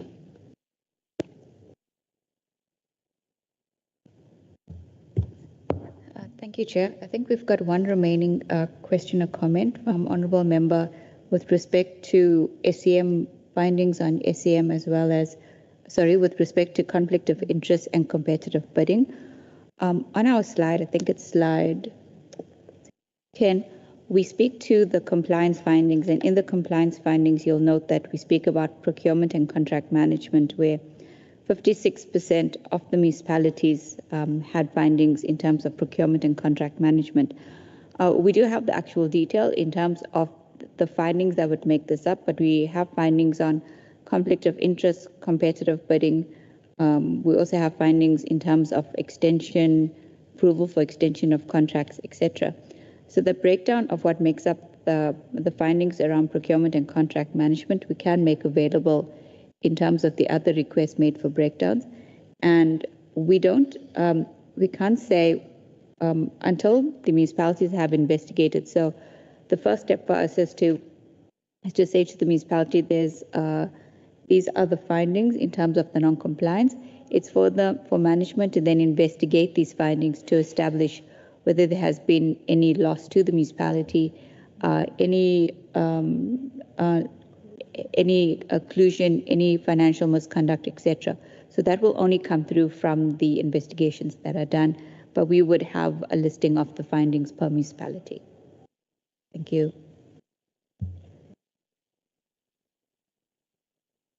Thank you. All right. I saw a hand from Honourable Mbata, and then I've got Honourable Nair who would like a final question.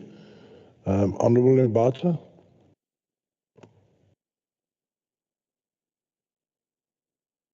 Thank you, Chairperson. Thank you very much. I just have one last question to the AG. Where's my question?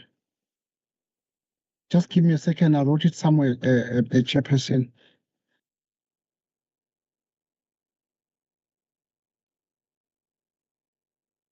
Okay, what practical steps does the AGSA recommend for this legislature to take within its powers to strengthen financial accountability across municipalities? That's the first question. And then the last question, Chair, is to what extent does AGSA believe that political deployment or lack of qualified financial officers contributes to audit failures? Thank you, Chair. Thank you, Honourable Mbata. Thank you, Honourable Nair. Thank you, Chairperson. Just have two questions. In terms of the cooperation that you've received from the various municipalities, what level, what percentage of cooperation did you receive? And has that improved over the years? Perhaps just comment a little bit about that. And then secondly, apart from the annual audits that you conduct in municipalities, I understand that you also conduct special audits or investigations requested by oversight bodies. Perhaps just explain that a little bit. Have you conducted any? Which oversight bodies? Maybe just expand so we have an understanding of what other work you do apart from the annual audits in municipalities. Thanks. Thank you, Honourable Naya. I don't see any other questions. Right, AGSA? Sorry, is that a question, Honourable Motlopa? Yes, it's a question. Okay, I saw your light was on. Yeah, okay. Thank Honourable Co-Chairs. Thank you. No, it's just a follow-up, but in a different way to the question raised by Honourable Dex. The issue of the clean audit vis-a-vis service delivery. I think we get an explanation from Ms. Mkhize, but we want to check, do you directly do the audit on the service delivery? I know that we are saying that it does not translate, clean audit does not translate to service delivery, but because later on AG of South Africa started to do audit on the service delivery, is there a promise that now that we are doing service delivery to check whether it really translates to service delivery? Is there any improvement on that if you are doing it? Thanks. Thank you, Honourable Motlopa. All right, AGSA.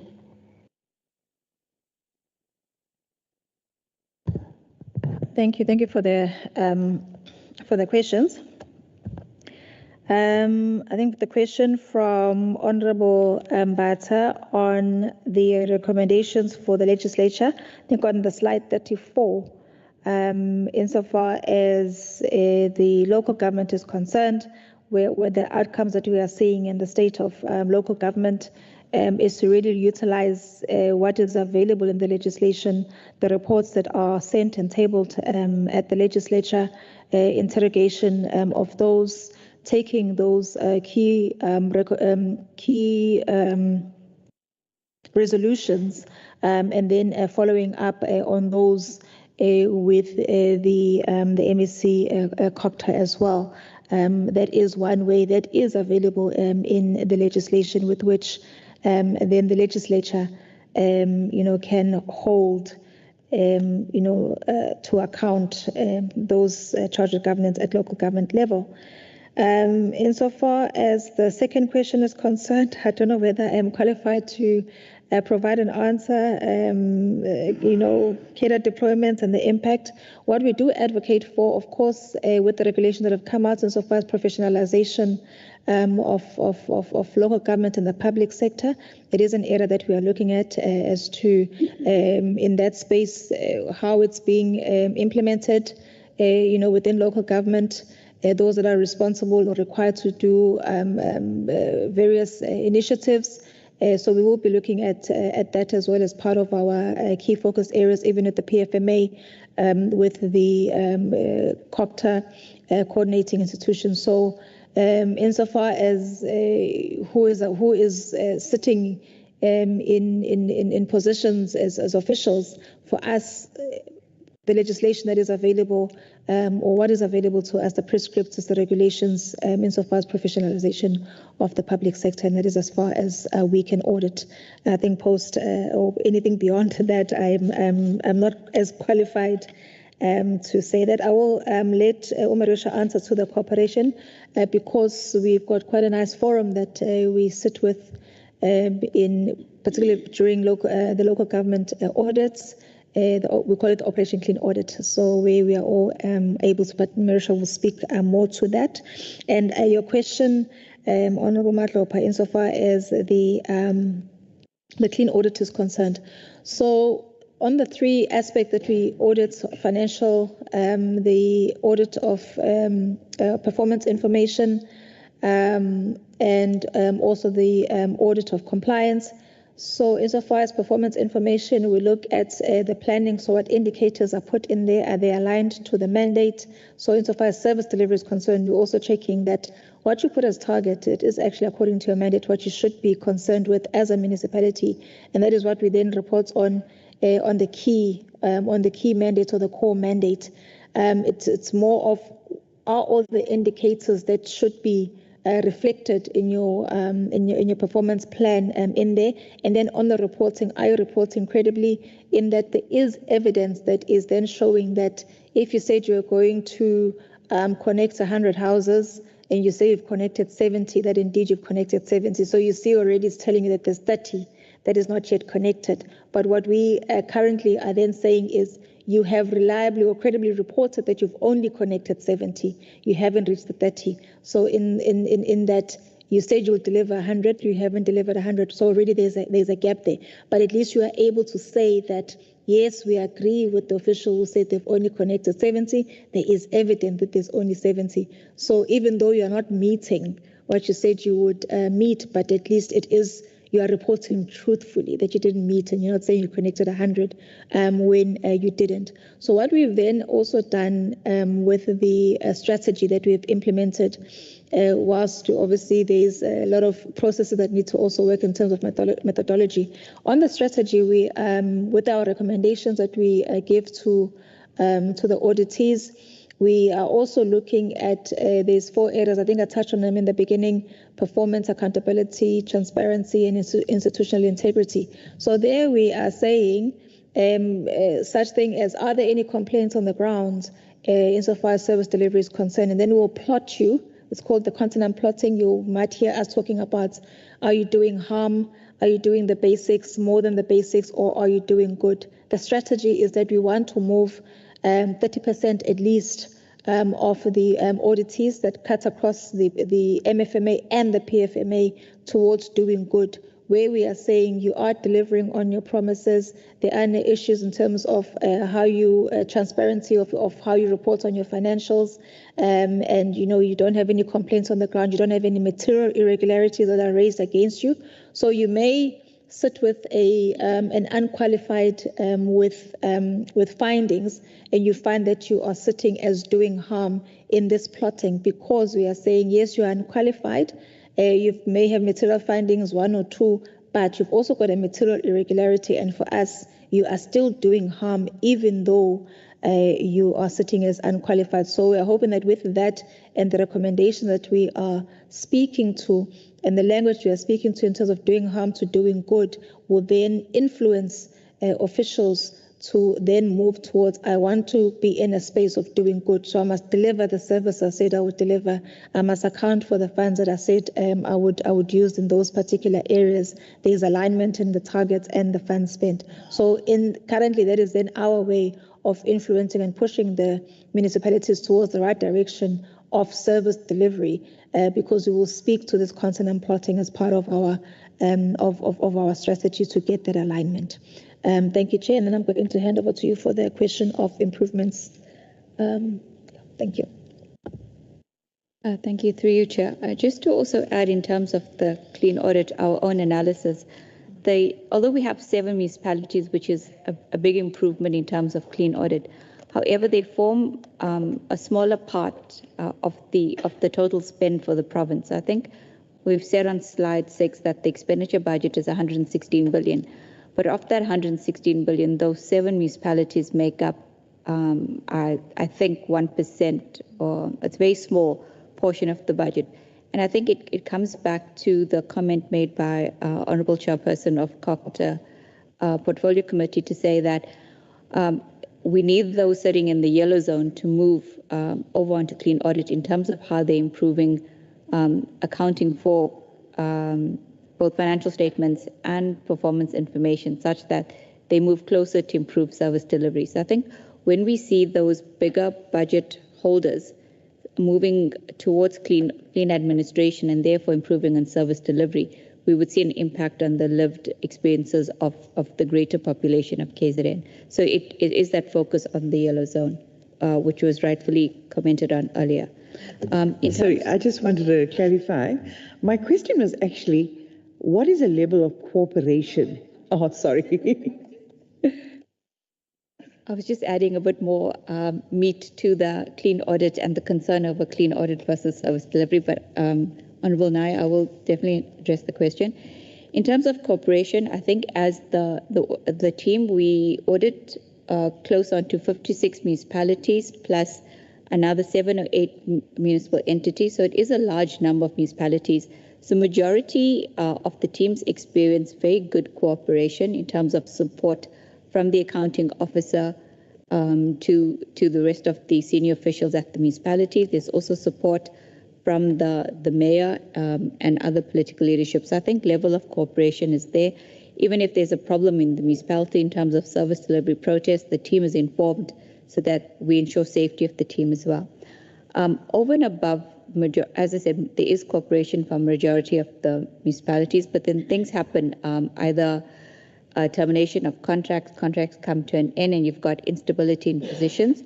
We have a forum that is set up. It's a very good working relationship between Provincial Treasury, COGTA, and SALGA. We call it Operation Clean Audit, and we meet on a more or less monthly basis throughout the year, and it's where different aspects of what impacts local government is discussed. When we are in the space of doing the audit between August to November, we then table if there's any challenges in terms of cooperation, lack of submission of information. Even if we can't get a meeting with the accounting officer, then interventions by all three, SALGA, Treasury, and COGTA, depending in terms of their mandate and where they are with that particular municipality, they get involved, they assist us. So if it's a technical matter, Provincial Treasury will escalate to National Treasury so we can get consensus there.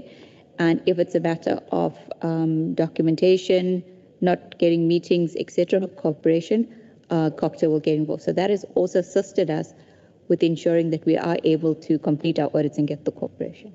Thank you. And then the final question, which is Honorable Naya asked us about special audits. So special audits is within the mandate of our investigations unit. So how it works is that all matters can be reported to AGSA. We then have a sort of, grading to say how serious the matter is. Can it be something that's dealt with the audit team? Can it be a matter we then refer to another body, for example, SIU, if we believe there's fraud involved? And then we also look at, can we, as the AG, meaning that investigation business unit, can they then do the investigation? In terms of specifics of actual special investigations, we don't have that on hand, but that's how it would work. So all matters do come to us. We have various reporting platforms, and then we call it request for investigation, and then we assess each and every matter to see how we can respond to it. Thank you. All right, members, I think we've exhausted our interaction with AGSA. So I'd like to thank you very, very much for being here this morning. We're now going on to the thorny issue of what we can do with your recommendations, because we are obviously constrained. I normally would release you now, but this is not going to take long. Could I ask you just to hang on for an extra few minutes, just in case you have any input that you'd like to give on this issue? Members, you'll remember I asked our legal advisor, Kirsch Note, just to prepare an opinion. You circulated them. I'm certainly not going to ask him to go through it word for word, but he's just going to give us a quick, less than 5 minutes précis on our position, because I'm sure that we are all looking at this saying, right, what are we going to do about this? And the problem is, as SCOPA members and even as COGTA members, we have an issue. So before I go to Kirsch, Honourable Mbata, do you have a question? Was that an old hand, a legacy hand? Yes, Chairperson, I have one last question. Yes. To the AG. do they have plans or model to improve audit outcomes in struggling municipalities, such as mentorship or shared services? Thanks, Chair. Did you hear that, AG?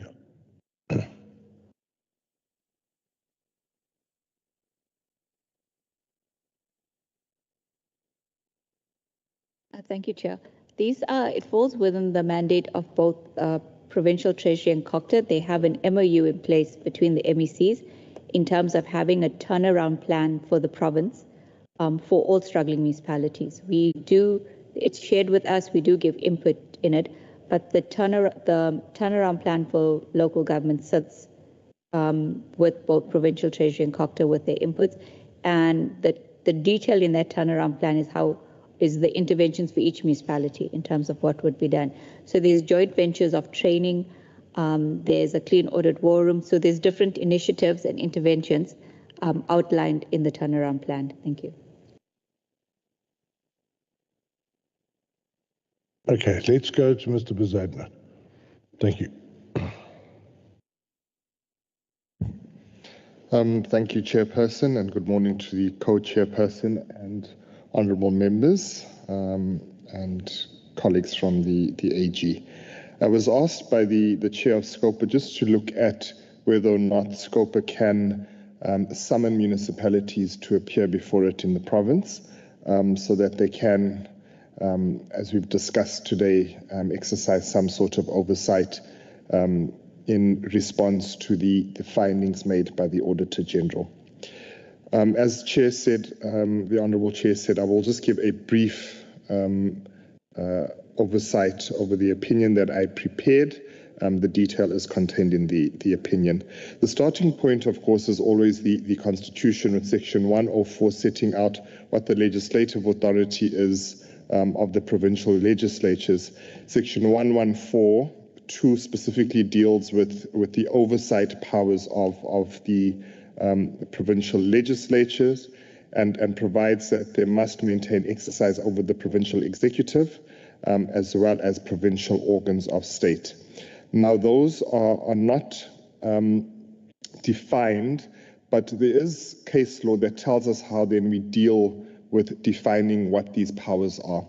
And the Constitutional Court has emphasized that when dealing with provincial legislatures, it is not the same as the national parliament, where the national parliament would have some sort of inherent jurisdiction.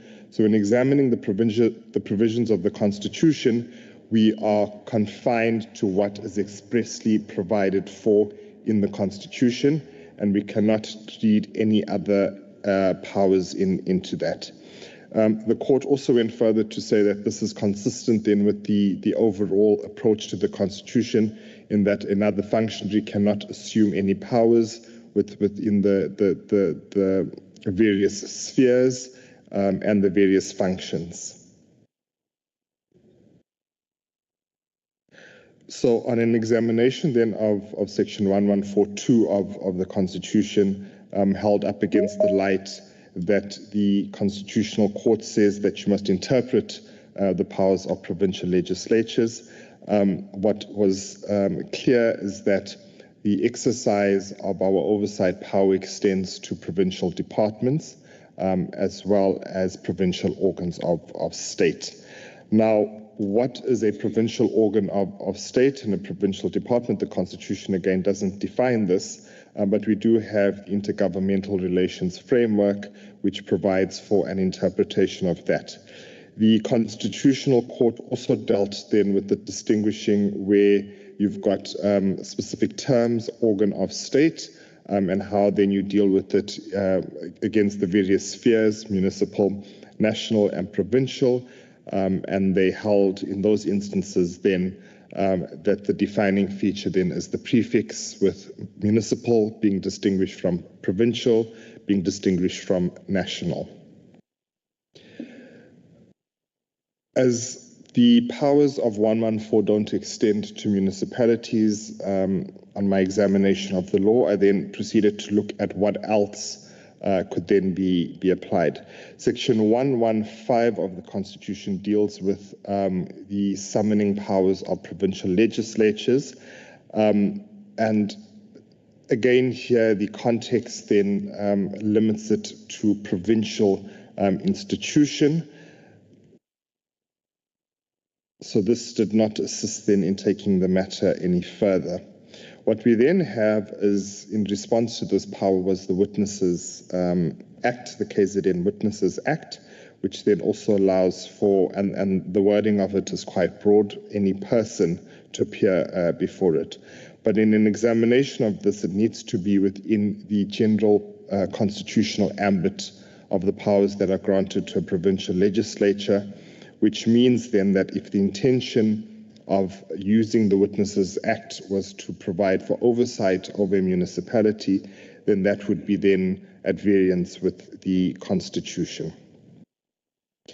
The Constitution, however, does provide that national and provincial government must provide for mechanisms of support and monitoring over local government, and laws then must be enacted. So there has been pieces of legislation enacted that deal with monitoring and support of local government, and 3 pieces of legislation. The key 3 pieces of legislation are the Structures Act, the Systems Act, as well as the MFMA. But when one examines these broadly, it would appear that the powers of monitoring and support rest then with the executive arm and not with the legislative arm. But there is Section 132 that seems to imbue the legislature with some sort of oversight function.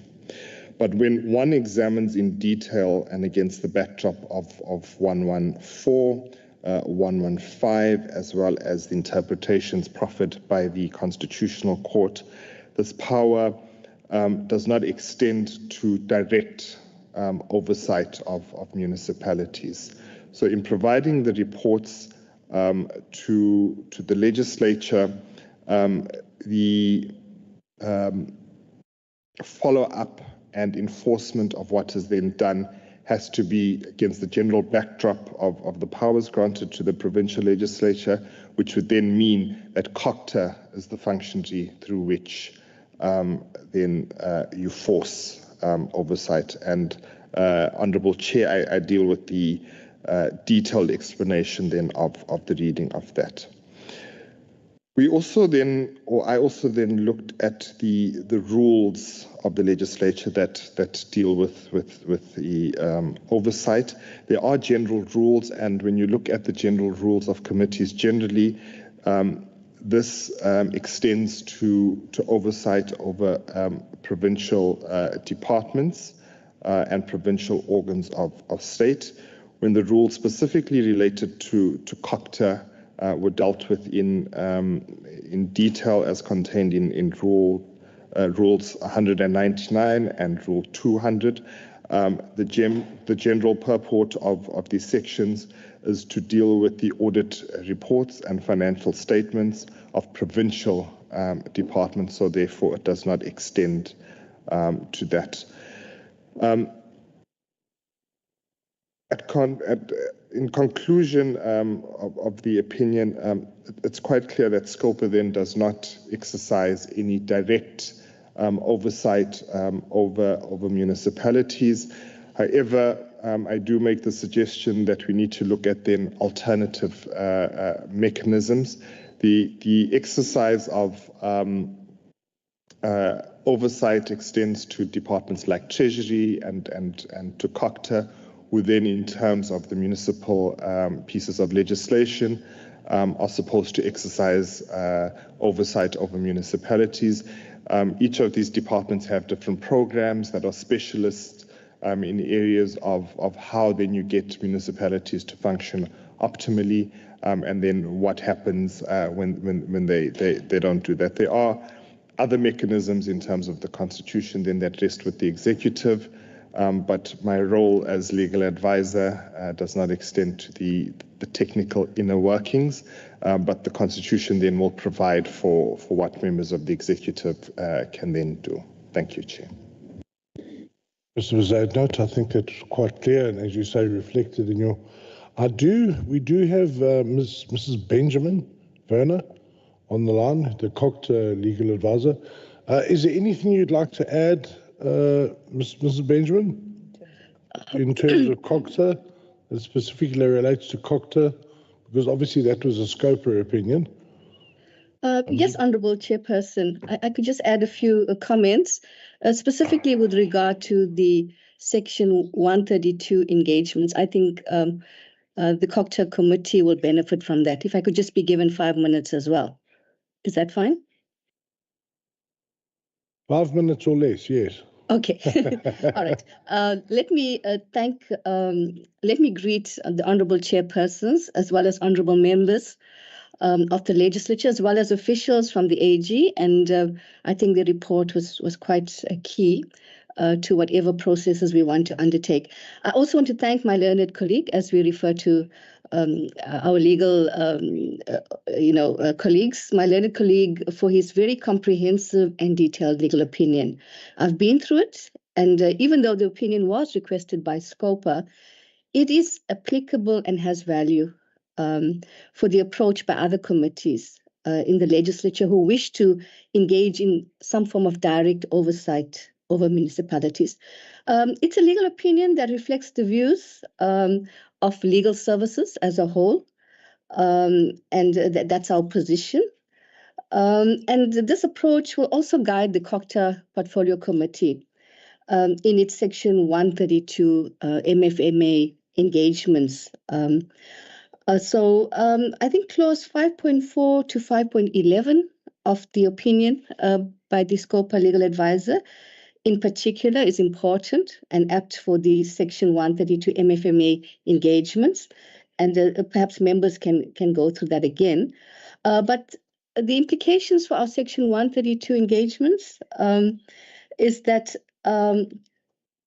it would mean that in our Section 132 engagements that the COGTA Portfolio Committee wishes to engage with regard to the underperforming municipalities as informed by the AG's report, we must do so as a committee in accordance with the constitutional powers of the committee, which is namely providing oversight over the work of the provincial executive, which is the COGTA department, and their oversight, monitoring, and support function to underperforming municipalities as identified by the AG. So I just want to point out in our Section 132 engagements, there are in the main four role players.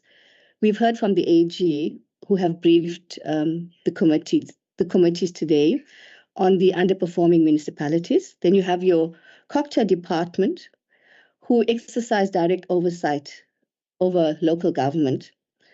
And then you will have the COGTA Portfolio Committee themselves, who will coordinate these engagements and holds the provincial executive to account in respect of their oversight of these underperforming municipalities. And then we will extend an invite to those underperforming municipalities to come and present. We're not going to compel them or summon them, because this is where it becomes a little bit touchy, but we're going to invite them. So with regard to our Section 132 engagements, what we foresee, and if we want to stay within the limits of the legal opinion provided, is that COGTA department will come and present on the non-performing municipality and their role and their attempts in which they will support and monitor the poor performing municipality. The municipality themselves will come and present their turnaround strategies and the measures that they're going to institute or already instituted to address the findings identified by the AG. And the rationale here is to prevent these kind of audit findings becoming repeated audit findings. Then the COGTA Portfolio Committee will be expected to draft a report based on the Section 132 engagements. And I need to be clear here that the resolutions after the engagement in the Section 132 MFMA engagement report will be tabled in the House and directed not as against municipalities, but in light of the opinion, directed to the MEC for COGTA. And the COGTA department is expected to be accountable for their assistance, monitoring, and support over the municipalities in respect of these resolutions against, as pertaining to these underperforming municipalities. So COGTA, the COGTA Executive Department will be responsible to ensure that COGTA renders effective oversight, monitoring, and support to these non-performing municipalities on the aspects identified during the Section 132 engagements and set out in the Section 132 report. Just to say that we will brief the COGTA Portfolio Committee closer to the time we have these engagements. And I think what Mr. Bezuidenhout has set out in his opinion, especially clause 6.2 of his opinion, I think that was the recommendations, which were quite important. And we need to look at strengthening our oversight over the COGTA department. This will have the effect of strengthened oversight. While we strengthen our oversight over the COGTA department, it will filter down to better performance in terms of the municipalities. And how we do this is we start with the annual performance plan of the department. And we really need to engage and interrogate those department targets so that we can ensure that at the end of the day, there's going to be an improved achievement of targets as pertaining to the performance of municipalities. I'm almost ending here. Just finally, I think the outcomes here of the Section 132 engagements, I mean, it's everybody wants to see a good outcome, but we need to do so within our respective competencies. We want to see a turnaround strategy of ailing municipalities that work, so that there's an elimination of repeat audit findings. We want the COGTA department to monitor and assist these municipalities in respect of the turnaround strategies. We want all role players at the end of the day to do their work, to assist the local sphere of government, but within the constitutional scheme of respecting the autonomy and the of the separate sphere of local government, as well as respecting the work of the different branches of government as well, the executive branch. It's a delicate balance.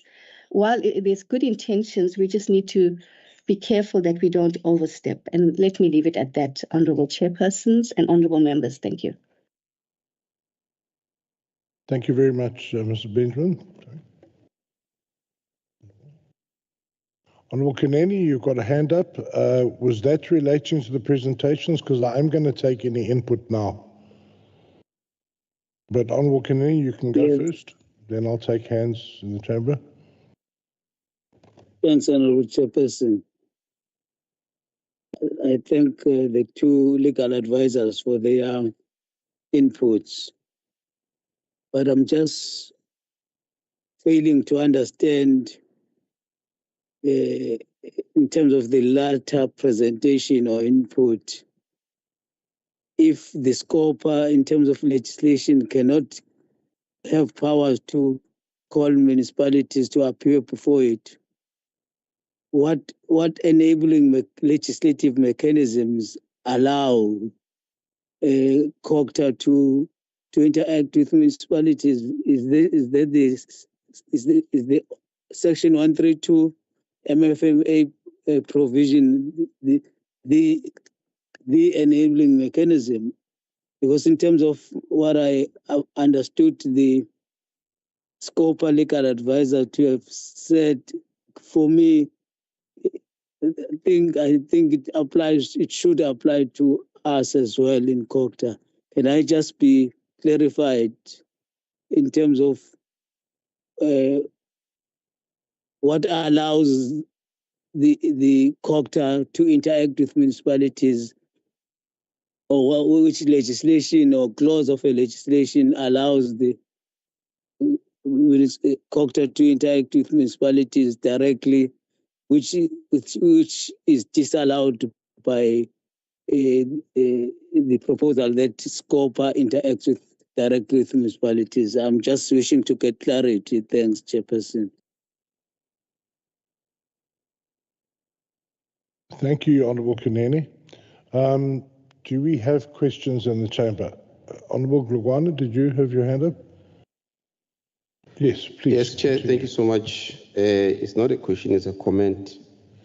Because I'm sitting here, I'm confused. There's a legal opinion that there's no meeting that I've been absenting myself in the meeting. Now, there's a legal opinion. Of course, we have not even received it here. You know, ordinarily we receive documents, so we do not have it.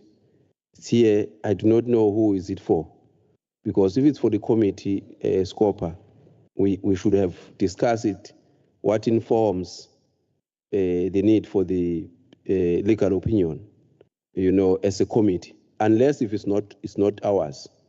But if it's ours, we, as the committee, would have then been informed and took a decision that yes, there's a need that we must get an opinion on this, and so forth and so forth. And then when that opinion comes, it's shared to us, you know, so that we are able to interact with it. You know, as we're here, we need to be informed about issues. So we can't sit here, receive the report, the presentation. We have not received it.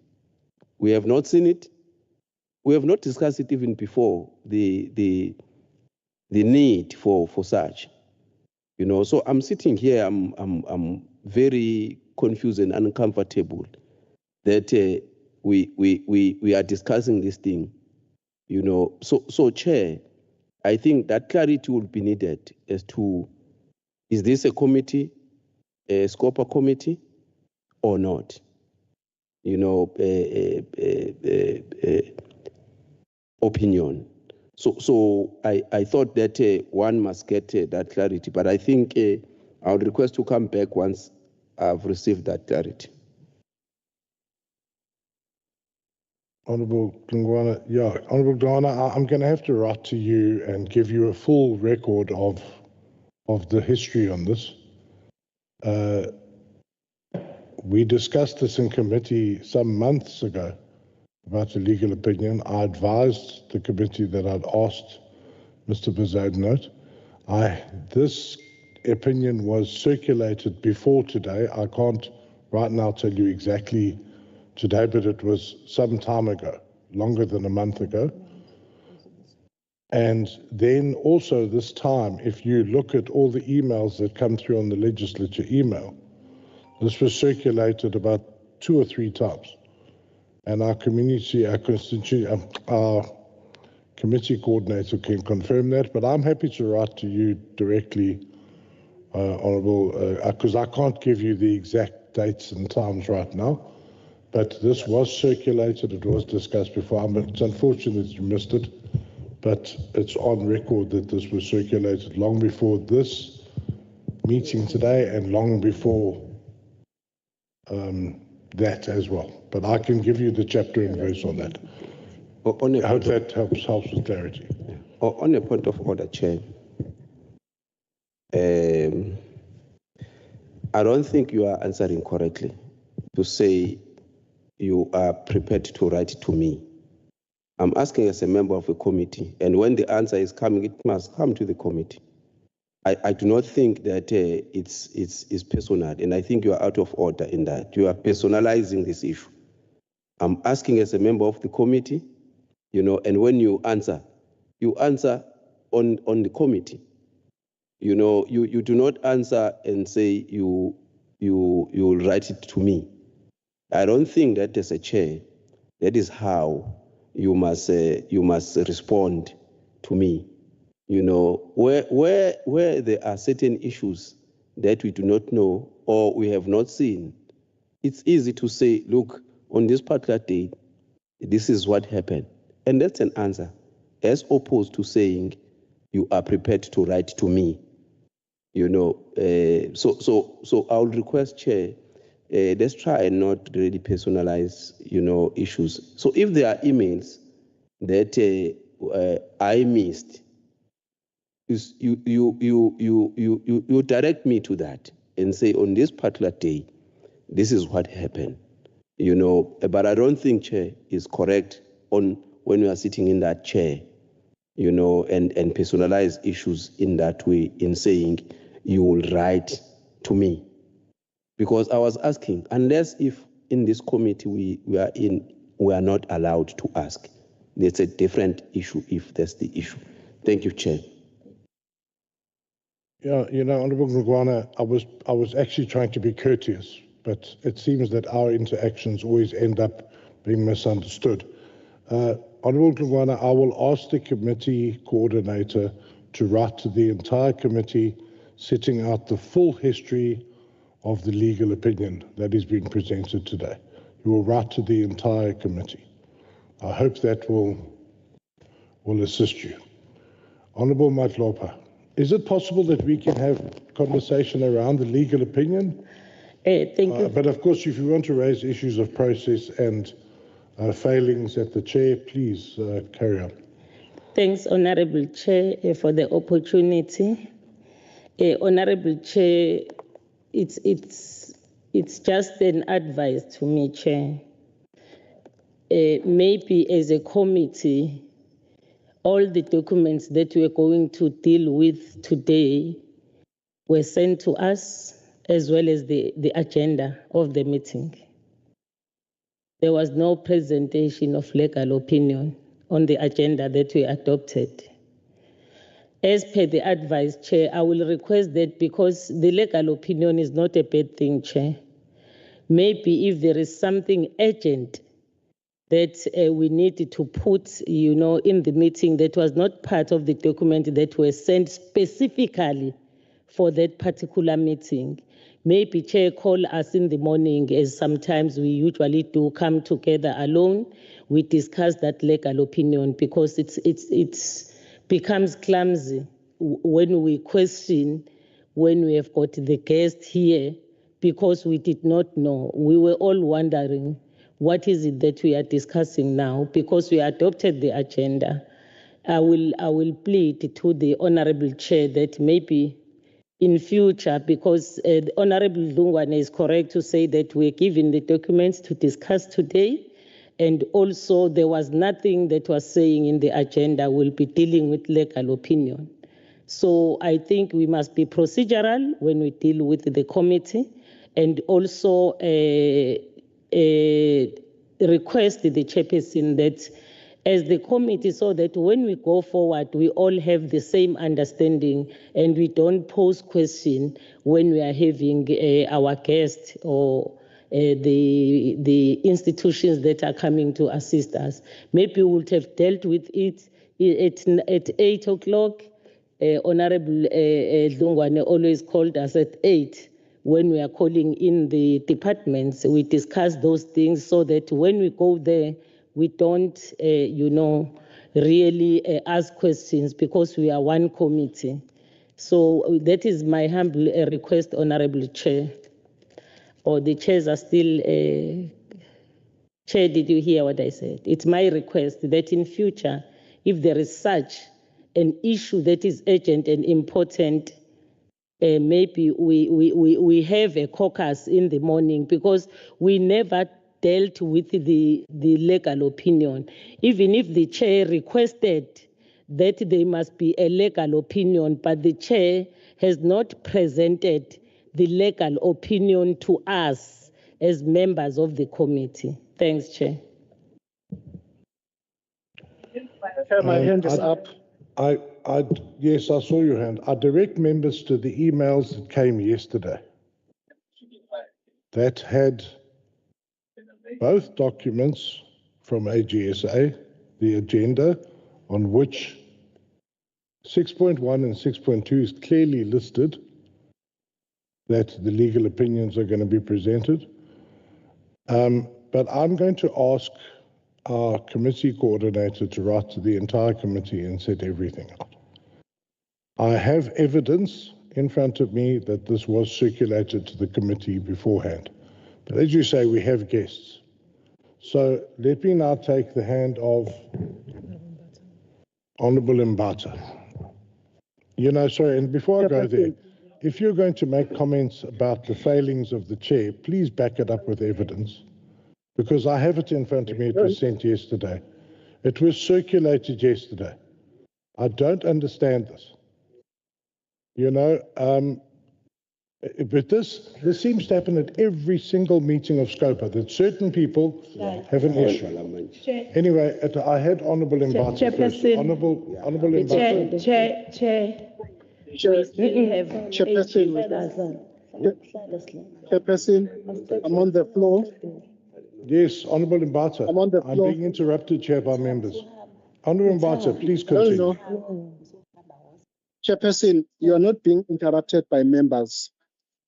You are messing up this meeting. First and foremost, you treat us as step members of this meeting. We're not. And secondly, Honourable Dlungan is correct, you know, and Honourable Madlopa is correct in whatever that they are raising, whether you have evidence before you or not.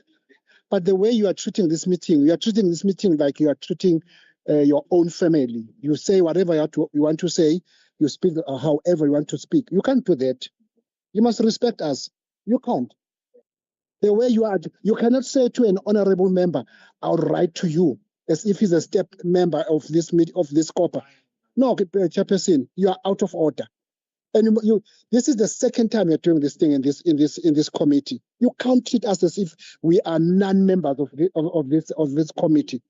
You don't treat us like that, and you must stop treating us if we are step members of this committee. We are members, full members of this committee. If there is a concern that members are raising, address this concern as a chairperson. Don't address it as a father. You are not our father. You are the chairperson. Stop doing what you are doing, chairperson. Stop doing what you are doing. This is not your meeting, our meeting. You are the chair. You have been given a responsibility to share the meeting. You share a meeting with respect. We share a meeting. You recognize people as human beings. Don't treat us as if we are step members of this house. You must stop what you are doing. This is the second time you're doing this thing, chairperson. You must stop doing it. And second, and lastly, now as you are allowing me to speak, you continue to give bad remarks. You can't do that. We cannot allow that. Thank you. You know, Honourable Buzzer, thanks for that input, but you've made lots of personal aspersions against me, assuming how I treat people. I'm simply taking issue with the fact that... Then write to the Speaker, Chairperson. This then document... write to the Speaker. You are out of order. That's what you must... Honourable Mbata, no, Chairperson. I have the microphone. But you must be told you are out of order. Don't treat us like that. If you feel that I'm making personal, if you feel that I'm making personal aspersions, write to the Speaker. You are out of order. You don't treat us like that, Chairperson. What we are raising here are the way you are running this meeting. You run this meeting as if you are the father of the house. You are not the father of the house. If Honourable Dlungan has an issue, address the Honourable Dlungan properly as a member. If Honourable Madlopa has a problem, address her as a member. If I have a problem, address me as a member. Don't address me as if I'm your son. Don't address him as if he's your son. You can't say to an honourable member, and you must withdraw that, I will write a letter to you. He's raising a concern. Address the concern. You are the chairperson. Mr. Mbata, sorry, Honourable Mbata, I've addressed you always at Honourable Mbata. Members, I see no purpose in carrying on with this. I will ask the committee coordinator to write to the members explaining exactly when these documents were circulated. That will hopefully set the issue straight. If there are members that are having a difficulty with the way that I chair these meetings, I invite them to write to the chair of committees or perhaps the Speaker. I'm not sure what the right channels are. Are there any questions relating to the legal opinion at all, the actual legal opinion and the position of SCOPA in terms of calling municipalities to account, which was actually the key issue to be discussed? I don't see any members. Oh, sorry. Fraser? Thank you, Honorable Chair. Chair, can I propose that we set aside the whole discussion on the issue of the legal opinion until your good self and your committee sit and go through the same process again? When my hand was up, I wanted to propose that we release the AG. Thank you, Chair. Thank you, Honourable Fraser.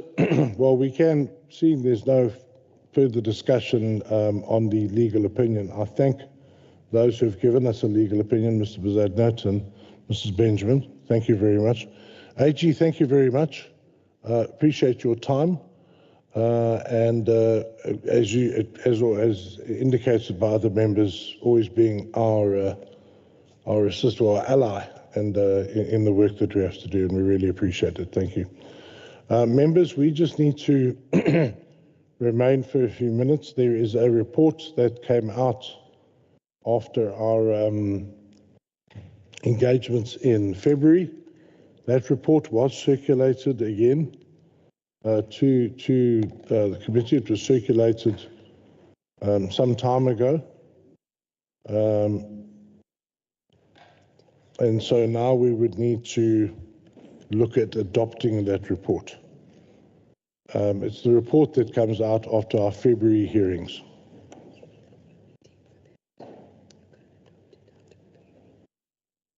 Okay.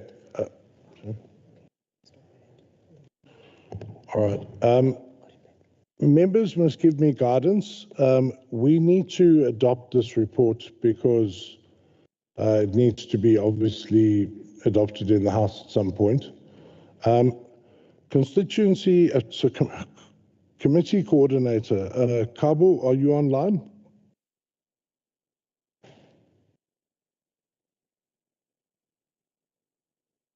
Yes, sir, I'm online. Mr. Mkonazi, can you please take us through, do we need to adopt this report today? Or do we need to call a separate meeting to adopt this? I have conflicting views here as to whether we can just check if we are quorate now and look at the report, or whether we need to convene a new meeting, because this is a joint meeting. Mr. Mkonazi? Yes, good afternoon, honorable members and chair. Yes, the report, it only needs members of SCOPA for adoption. Hence, we have sent this report for inputs, I think 2 weeks ago, to members.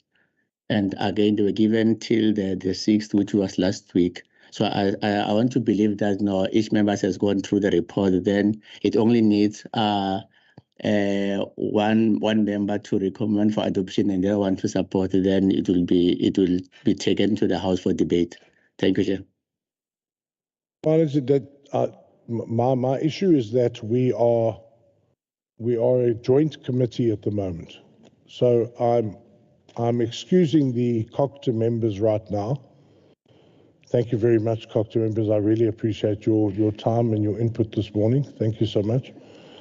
The question is procedurally, may we now continue, now that the AGSA and the COGTA members have excused themselves, may we continue with the adoption of the February report, or do we need to convene another meeting for that?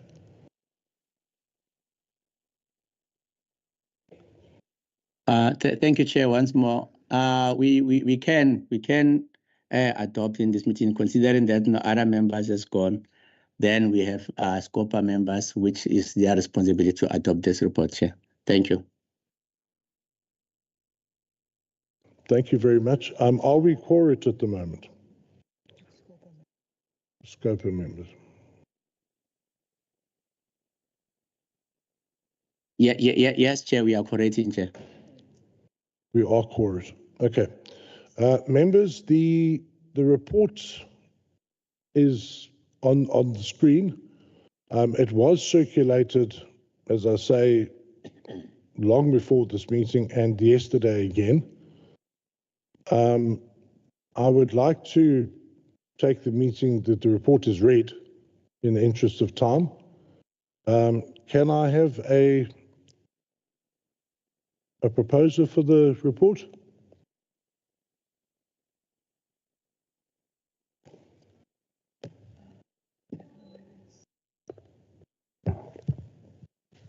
Honourable Naya, I'll propose. Okay, can I have a seconder for the report?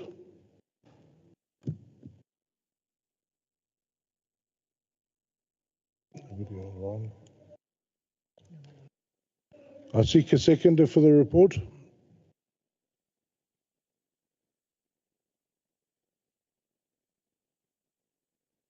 All right, no one wishes. Oh, Honourable Matlopa, please.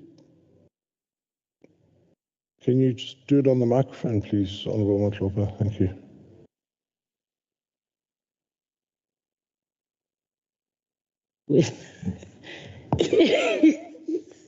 No, thanks, Honourable Chair. Honourable Chair, I support the mover for the adoption of the reports. Thank you. Thank you very much, Honourable Matlopa. It's greatly appreciated. Are there any contrary views on the report?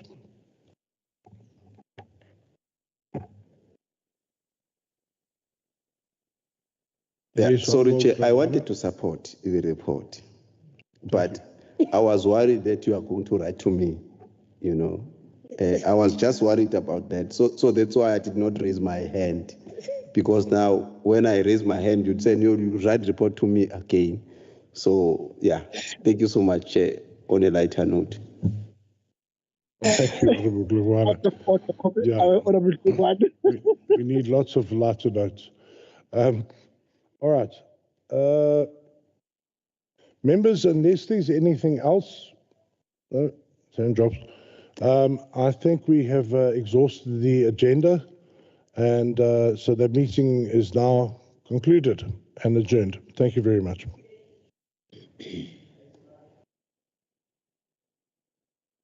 Thank you, Chair.